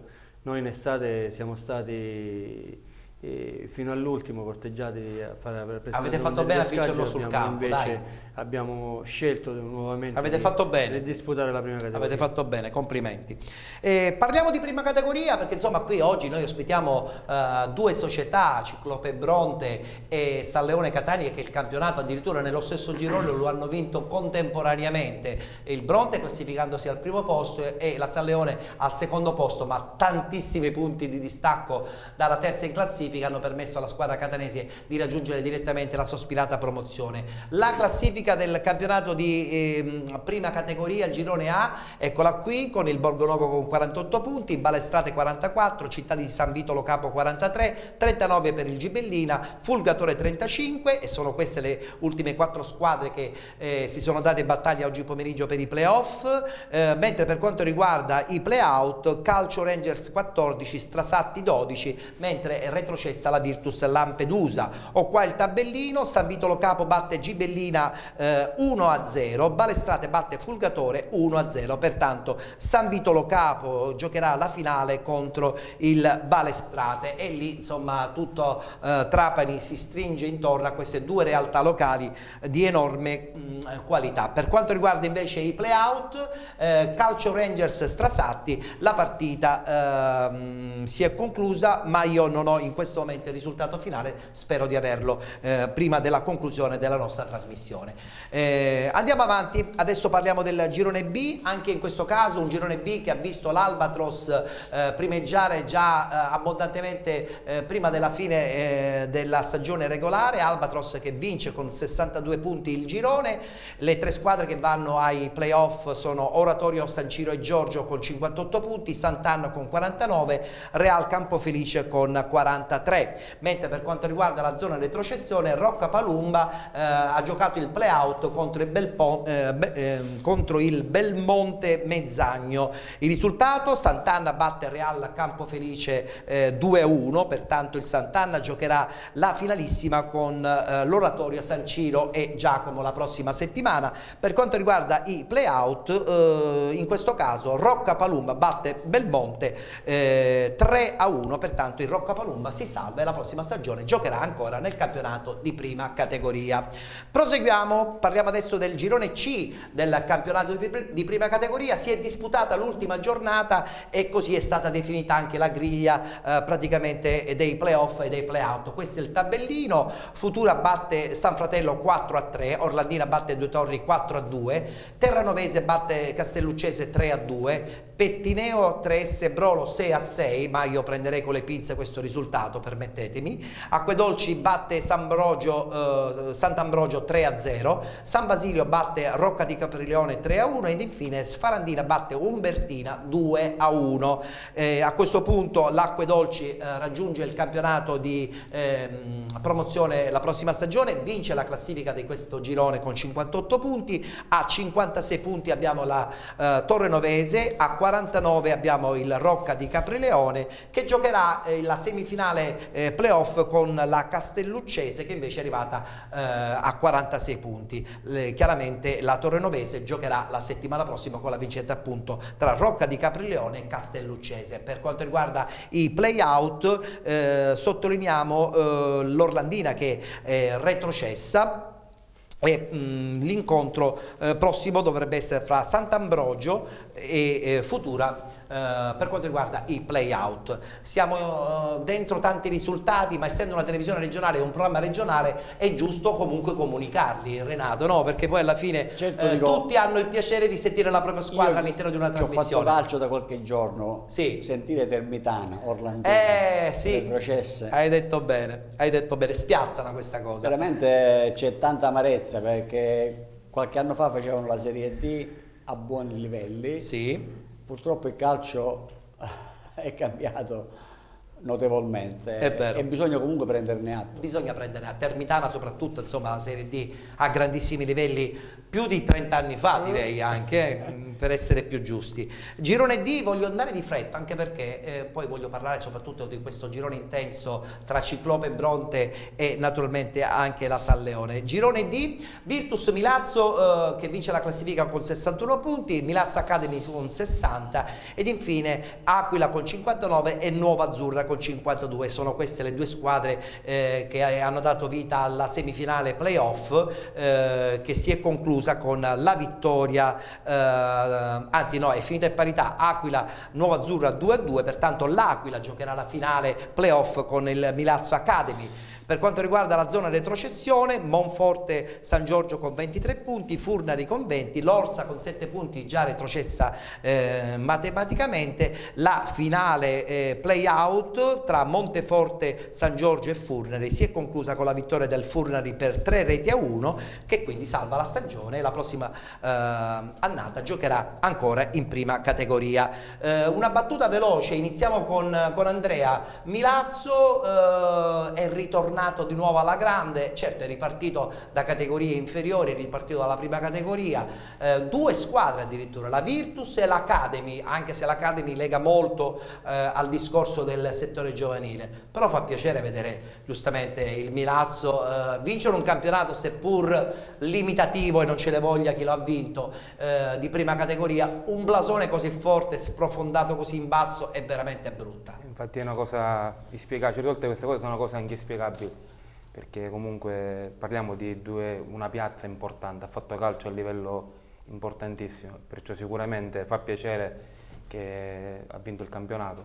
Però ci vuole giustamente anche là, ora si vince, però poi si deve cercare anche di stabilizzarsi un attimino per... Ecco, e questa è la domanda che rivolgo a Nicola, no? Perché è stato vittima, ormai non vogliamo essere ripetitivi, di una stagione travagliata da Drano. Milazzo però che ci ha abituato sempre a partenze, cadute, ripartenze, cadute, risalite, basta, non ce lo ordina il medico di fare calcio, questo lo dicevo sempre con Renato, però è anche vero che Milazzo ha un potenziale da Lega Pro, o sbaglio?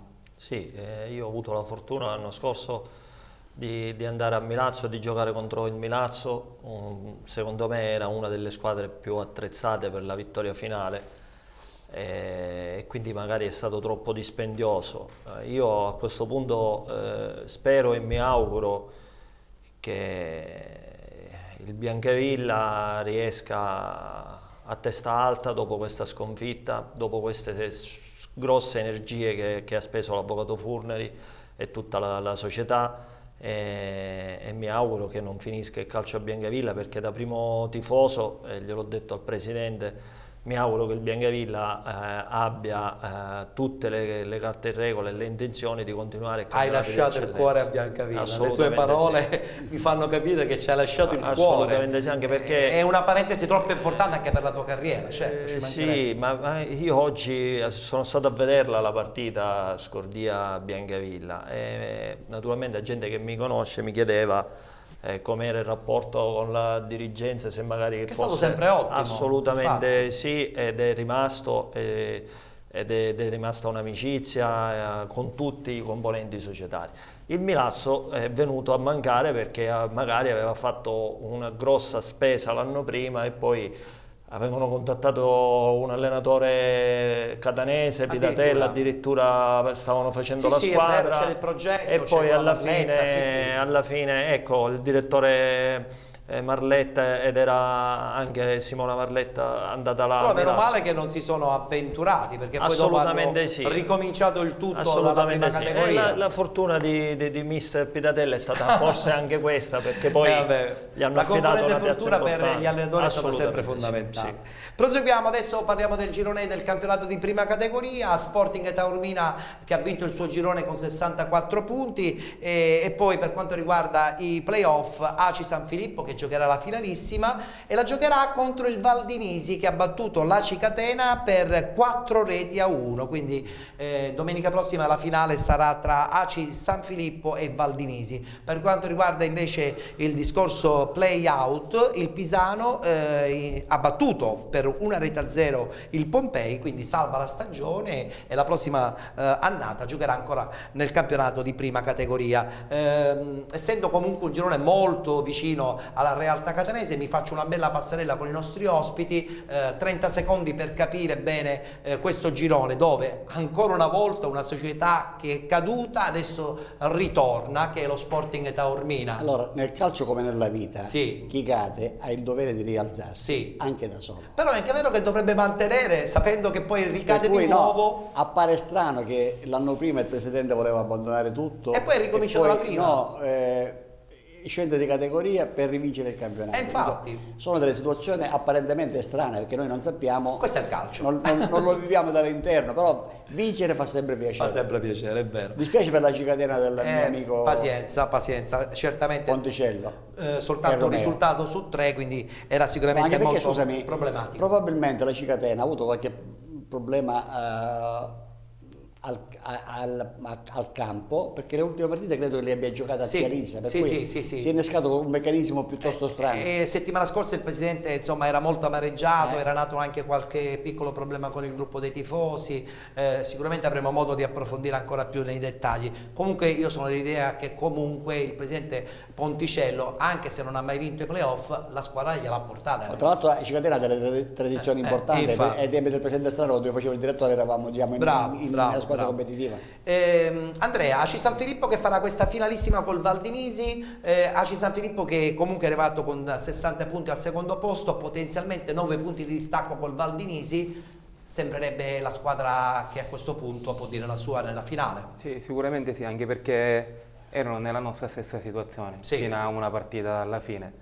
Poi l'ultima partita proprio col Valdinisi, se non mi sbaglio, hanno perso e ora sono costretti a fare i playoff. Comunque sicuramente hanno fatto un campionato fino alla fine tirato. E d'altra parte il girone era sicuramente molto importante, anche se c'era lo Sporting Taormina. Per esempio Nicola, la piazza di Taormina potrebbe anche interessarti. Adesso facciamo un po' di promozione, perché insomma un allenatore senza squadra viene a penalty, la squadra la trova sempre.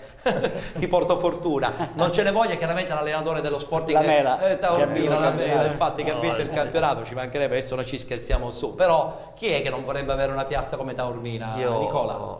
Assolutamente sì, però mi riallaccio al discorso che aveva fatto il direttore Marletta prima.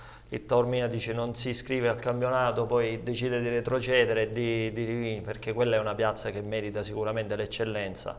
E poi l'amico Giovanni ha fatto un ottimo lavoro assieme alla società e quindi mi auguro che il prossimo campionato gli diano la fiducia che merita, perché tutto dipende da Castorina a questo punto, dal presidente. No? Sì, ma penso che hanno trovato l'equilibrio giusto, le persone giuste. E mi auguro che Giovanni veramente abbia la possibilità di confermarsi in una categoria superiore perché lo merita. Sì, Scusa, nota di merito per Nicola, perché tra di noi, categoria allenatori, non c'è questa attenzione particolare. Ogni tanto, ogni tanto bisogna dare merito ai colleghi e non avere quella forma di gelosia. E se lo dice lui che è un ex presidente dell'associazione allenatori, bisogna crederci. L'ho fatto solo per 25 anni, per cui diciamo la categoria si rafforza anche con questi comportamenti. È vero. Comportamento esemplare, Ignazio, comunque di una Cicatena che seppur con grande difficoltà, come abbiamo detto poc'anzi, ha onorato anche il discorso dei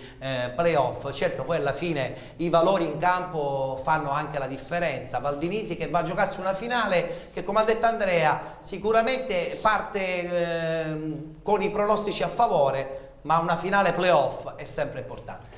Una finale playoff è una finale playoff, una partita sempre diversa rispetto alle altre. È chiaro che un piccolo vantaggio diviene dato da chi può giocarla in casa, però io non ne farei una questione. Invece mi preme accodarmi a Nicola, i complimenti a Giovanni perché ha fatto un lavoro splendido a Taormina. Conosco Giovanni personalmente, è una persona solare, gioiosa, è un ragazzo preparato e ha meritato assolutamente il campionato. Parliamo del girone F, parliamo di questo girone vinto dal Ciclone Bronte con la San Leone che è arrivata anche lei nel campionato di promozione direttamente con il secondo posto classificato. Questa è la classifica, una spanna notevole rispetto a tante altre squadre, 61 il Bronte e 55 la San Leone. Tra l'altro voglio anche ricordare che la finale play-out fra Leonfortese e Palagonia si è conclusa con il pareggio 1-1, pertanto la Leonfortese che sino a qualche anno fa insomma con budget notevolmente diversi gareggiava in Serie D, ha salvato la stagione, prossimo anno di nuovo in prima categoria. Dobbiamo prendere fiato, ma vogliamo fare un regalo sia alla squadra del Bronte ma anche alla San Leone. Prima iniziamo dai vincitori del girone, iniziamo dal Bronte e vi facciamo vedere una clip dove veramente nel pomeriggio brontese di qualche settimana fa tutti i tifosi hanno abbracciato la loro squadra che ritorna dopo tanti anni in una sospirata promozione.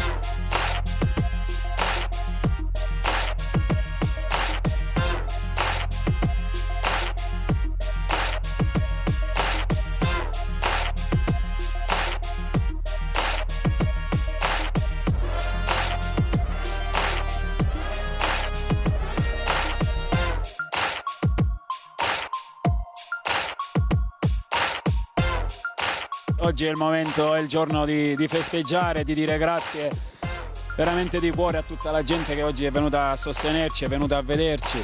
Siamo veramente felici di aver regalato questa gioia alla Bronte calcistica, ma è una vittoria di tutta Bronte. Lasciami dire che abbiamo vinto noi, hanno vinto i ragazzi, ma ha vinto oggi tutto il paese, perché credo che impostare un lavoro come abbiamo fatto noi con dei ragazzi solo ed esclusivamente locali, cercare di portare avanti questa diciamo, linea non è stato facile, però alla fine i risultati ci hanno dato ragione e sono veramente strafelice per quello che abbiamo conquistato.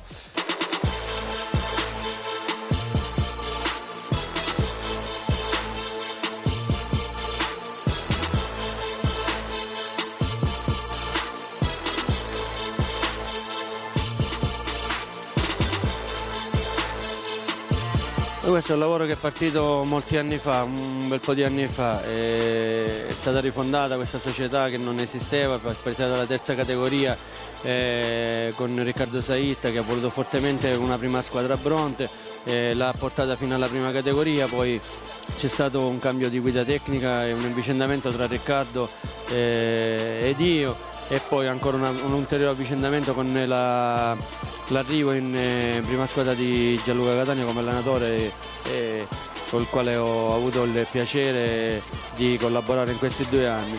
È chiaro, per le nostre potenzialità è chiaro che dobbiamo fare affidamento al settore giovanile, dove dobbiamo attingere a piene mani. Questa è una squadra fatta di locali interamente, è fatta però da locali che magari qualcuno ha qualche annetto in più, e quindi adesso si volta pagina, è necessario attingere ancora al settore giovanile e fare un saltino in avanti, perché la categoria prossima lo richiede. Intanto ci prendiamo questa meritata promozione, poi giustamente l'anno prossimo vediamo un attimino come ci organizziamo, qualche innesto sicuramente nuovo ci vorrà, però penso che effettivamente potrà essere competitiva, quindi un bravo a tutti, ai nostri tifosi, ai ragazzi che ci hanno sostenuto, ai giocatori, allenatori, mister, a tutto, e quindi veramente è stata una bella festa che già da qualche tempo inseguiamo. Finalmente ci siamo riusciti e ci godiamo questa bella vittoria e festeggiamo. Uno spettacolo bellissimo che premia questi ragazzi che per ben 2 anni sono arrivati vicino all'obiettivo e non l'hanno preso per un soffio. Adesso quest'anno ce l'hanno fatta, quindi veramente sono stati bravi. Questo sia da insegnamento, non solo come dire, un motivo di orgoglio per la città di Bronte, ma da insegnamento per i tanti ragazzi, nel senso che il messaggio finale è che quando una cosa la si vuole veramente, poi bisogna essere tenaci e la si ottiene.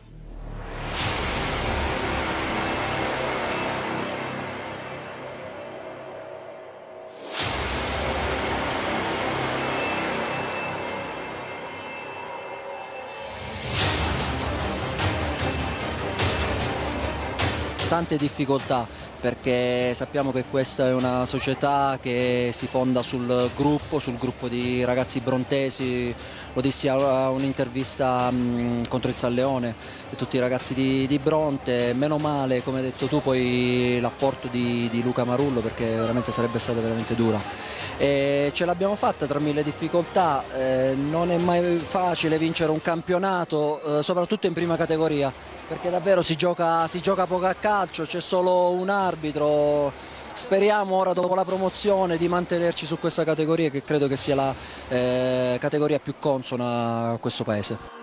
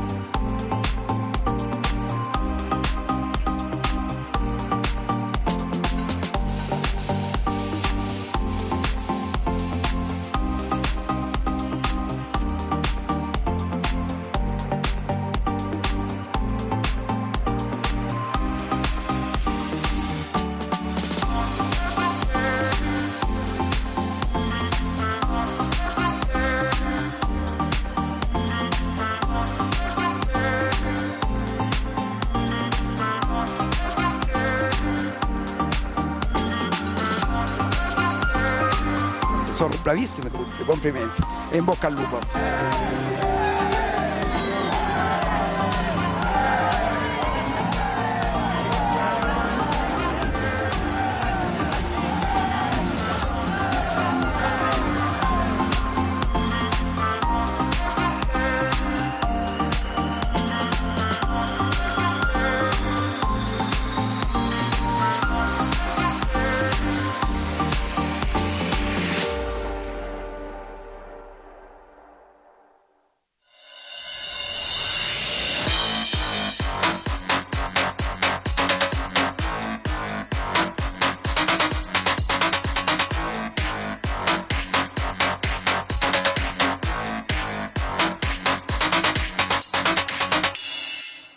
Allora, sicuramente Bronte, sappiamo benissimo, insomma, ci legano tanti ricordi personali, quindi voglio salutare tutti i tifosi di Bronte, personalmente. È stato il mio mister. A parte che sono stato il suo mister, poi anche qualche anno successivo ho fatto anche un'altra bellissima stagione, ma a prescindere da tutto è la dimostrazione che a Bronte c'è veramente, forse quest'anno, come più che mai rispetto alle altre stagioni, la voglia di ritornare ad essere protagonisti anche in promozione.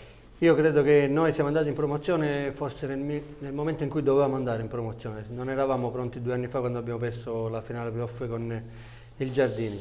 Fa male perdere la finale, però poi ci a può mente anche stare. fredda capisci che forse era presto, troppo presto per andare in promozione. Non ci siamo fatti ingolosire l'anno scorso del ripescaggio e forse adesso abbiamo la maturità necessaria per poter andare. Tu rimani a Bronte? Perché questo lo vogliamo sapere tutti, non soltanto io. Rimani a Bronte con Gianluca Catani, che salutiamo, insieme a te ha diviso questa straordinaria stagione. Allora, io ero tornato a Bronte con un obiettivo, l'avevo detto qua di riportare in promozione, in promozione. E tu che fai la prossima stagione? Adesso poi si vedrà. Ti riposi. Mi riposo. Allora, mi riposo. Da noi comunque ricordavo, intanto ringrazio tantissimo alla società, ma poi a quel gruppo di ragazzi meravigliosi che sono i nostri giocatori, i tifosi, il gruppo di tifosi, ma il risultato più bello è stato portare intere famiglie e non succedeva da tanto tempo, facendole lasciare magari la partita del Milan, dell'Inter e a vedere il Bronte. Da noi vige la regola che se non hai la carta d'identità rilasciata al comune di Bronte, a Bronte non puoi giocare. Bella questa battuta, a suggello del fatto che noi comunque attingiamo al settore giovanile. Ti vedo più basso rispetto a me, o sbaglio? Un po' più basso. Va bene, allora complimenti ancora a Bronte. Adesso festeggiamo la San Leone di Catania. Tra poco parleremo anche con Andrea, che ha guidato questo gruppo per il campionato di promozione e ci è riuscita alla grande, devo dire, perché è arrivato secondo senza playoff. Sottolineiamo che si arriva a disputare il campionato di promozione senza playoff soprattutto perché sono oltre i 10 punti di distacco dalla seconda in classifica, perché se no uno dice ma come mai hanno vinto in questo caso la terza, certo, in questo caso. Guardiamoci questa clip e sentiremo poi anche Andrea.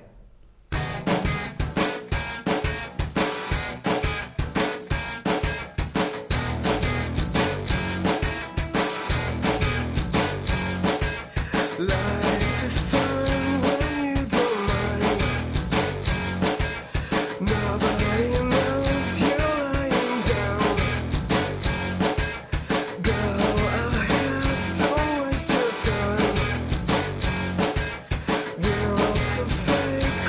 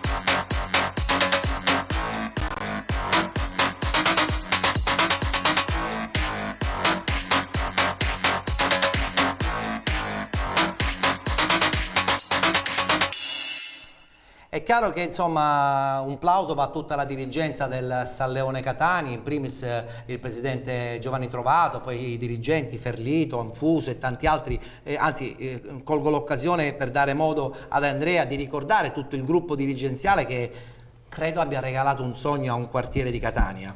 Sì, infatti mi preme anche dire questo, che volevo fare solo i complimenti alla società, dal presidente a Ferlito, San Filippo, Anfuso e tutti gli altri che erano dentro comunque la società, che hanno dato una mano inverosimile a questo traguardo. Poi vi hanno seguito, insomma, tutti i tifosi. sempre a sostegno della squadra, sempre con noi. Una cosa volevo anche sottolineare, che quando parlo di miracolo, perché noi rispecchiamo un quartiere di Catania, non siamo né un paese, perciò giustamente è più difficile per noi avere le risorse. Giocavamo a Zia Lisa, dove veramente è improponibile, anche perché, come mi riallaccio anche a quello che dicevi prima tu, cioè il Comune di Catania veramente deve darsi una svegliata per quanto riguarda gli impianti, perché è inverosimile. Tra l'altro la prossima stagione il problema sarà ancora più ampliato, fate il cambio di promozione, quindi più allenamenti, il problema di un'agibilità più intensa anche nelle partite, insomma i problemi non mancheranno la prossima stagione, però per adesso gustatevi questa bella promozione. Per fortuna l'abbiamo meritata, anche perché avevamo davanti una squadra che ha fatto un campionato stratosferico. È vero. Stratosferico. E devo dire anche, devo fare un plauso ai miei giocatori, perché è un gruppo formato da gente veramente eccezionale. A proposito di giocatori, ho rivisto con piacere due ragazzini, Sandro Gianguzzo e Peppe Condorelli. Che tanto ragazzino non è, vabbè. Infatti riallacciandomi a questo, sono persone queste che il calcio lo fanno in un determinato modo. Lo hanno fatto anche a grandissimi livelli. A grandissimi livelli, perciò siamo riusciti anche a coinvolgerli, a fare un gruppo veramente eccezionale. Andrea, rimani la prossima stagione? Ancora non lo so. Ancora è troppo presto. Ancora è troppo presto. Se mi permetti, vorrei fare complimenti alla società del San Leone, perché devo dire che pur nella tensione di un campionato lottato primo, secondo posto, nei due incontri sono stati esemplari come comportamenti da entrambe le parti. Abbiamo solo pensato veramente a giocare a calcio, abbiamo fatto due. È vero, ho visto la partita dell'andata, ho fatto proprio un servizio, avevo visto già una bella simbiosi di energia positiva, e questa è sicuramente la cosa più importante. Siamo al momento dei saluti. Allora, permettimi, come si dice in latino, un colpo di bruscia. Sì, complimenti a te, a me, a Penalty, perché siete l'unica trasmissione televisiva che si occupa di calcio dilettanti. Ci prendiamo i complimenti. Di tutta la Sicilia. Ci prendiamo i complimenti. È doveroso rimarcare, perché dai visibilità a tanta gente che non fa i professionisti, rimarca paesi che sono lontani, sconosciuti. Alcuni sono proprio sconosciutissimi. Per cui diciamo Oratorio San Ciro e Giorgio, da dove vengono? Che questa trasmissione abbia un futuro e un seguito, e soprattutto se avete sponsor portateci, che ci fate piacere. Grazie, questo fa uno slogan, complimenti. Allora, ti rimangono soltanto 10 secondi allora per i saluti. Che farai adesso prossimamente? Farai l'allenatore? So che ti sei messo in politica, ma non possiamo parlare di politica. Al momento ho dato una mano al Real Pilandello, perché mi ha chiamato Roberto Leonardi, che c'è un progetto importante che vuole fare. La parola progetto. Vuole fare, ha un obiettivo di fare scuola calcio per bambini disabili. Bene. E ha la mia approvazione. Ho dato anche una mano a mio cugino Antonio Marletta nel calcio a 5, che ha salvato la categoria, per cui viva il calcio. Viva il calcio. Allora, 10 secondi per tutti. Iniziamo subito con Andrea, che ci ha detto che la prossima stagione non è sicuro che rimane, però probabilmente sì, rimane, non si sa. Lasciamo tutto col punto interrogativo. Dopo la cena ne parliamo. Dopo la cena ne parliamo. Un saluto a tutti i dirigenti, un complimenti esteso chiaramente anche a tutta la fascia dei tifosi, che sono in tante, che vi hanno seguito con tanto amore. Grazie ad Andrea. Grazie a te, Ettore. Andrea Stella. A te non ti devo dire niente, devi soltanto incrociare le dita, guardarti bene intorno, ma sicuramente già ti saranno arrivate delle offerte, Nicola, perché tu i campionati li hai vinti, fai giocare bene le squadre, e non sto facendo nessuna romanzina perché i fatti sono dalla tua. Mi amareggia soltanto sapere che alcune società partono con un progetto e poi finiscono dall'altra parte, catapultando in negativo anche chi purtroppo in quel caso ha firmato per quella società. Io ringrazio te, ringrazio Penalty, i tuoi collaboratori e, come hai detto tu, più che incrociare le dita, speriamo che possa trovare una società che mi dia la possibilità di lavorare e trasmettere quello che ho dentro ai ragazzi. Bene, bene, bene. Chiudiamo con Ignazio. Ignazio, cappelletto finale, 10 secondi anche per te. Volevo tra l'altro ringraziare gli amici di Teleradio Ciclope che ci hanno offerto appunto le immagini dove abbiamo avuto modo di vivere le emozioni di questa grande festa finale del Ciclope Bronte. 10 secondi anche per te. Che fai? Rimani, vai via, torni? Adesso ve ne andate a Malta in vacanza per festeggiare? Adesso festeggiamo, pensiamo solo a goderci ancora un po' questo momento e poi si vedrà. E intanto invece mi preme ringraziare te dello spazio che mi dai in questa trasmissione e di riflesso allo spazio che dai alla Bronte calcistica, che penso ti sia rimasta anche un pezzettino anche a te nel cuore. Mi è rimasta nel cuore. Ti ringrazio per questa opportunità. Grazie a Ignazio Refice. Mi congedo da voi, vi voglio ricordare che questa puntata di Penalty la potrete rivedere in replica lunedì sera a partire dalle 23:30, la potete anche seguire sulla pagina Facebook del sottoscritto, cioè Ettore Tortorici, oppure eventualmente nella pagina di Penalty. Siamo anche in diretta su Facebook, quindi abbiamo questa ulteriore visibilità sul social più famoso del mondo. Grazie per essere stati con noi. Per quel che mi riguarda vi do appuntamento a domani alle 14:30, sino alle 15:30, con l'approfondimento anche sul calcio dilettantistico all'interno di Penalty Play con altri 2 atleti appunto del calcio dilettantistico siciliano. Grazie ancora, buona serata e buon calcio a tutti.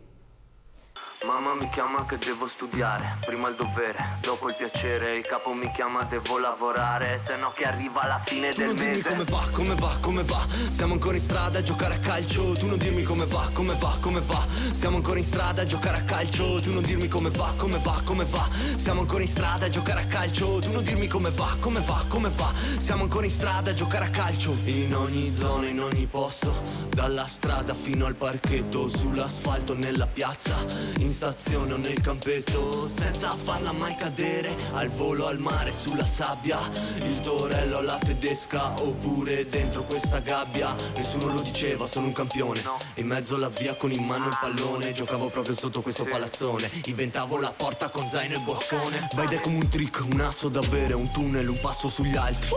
Meglio che tu avverti che chiami il portiere, che sono diretto a segnare sta rete. Un gol di spallette, un sombrero a un gigante, per fare freestyle devi farlo alla grande. I miei ti fanno un tunnel così pesante, apriranno un'autostrada in mezzo alle tue gambe. È la faccia da perdente o da vincitore, a me sembra che ti butti per un rigore.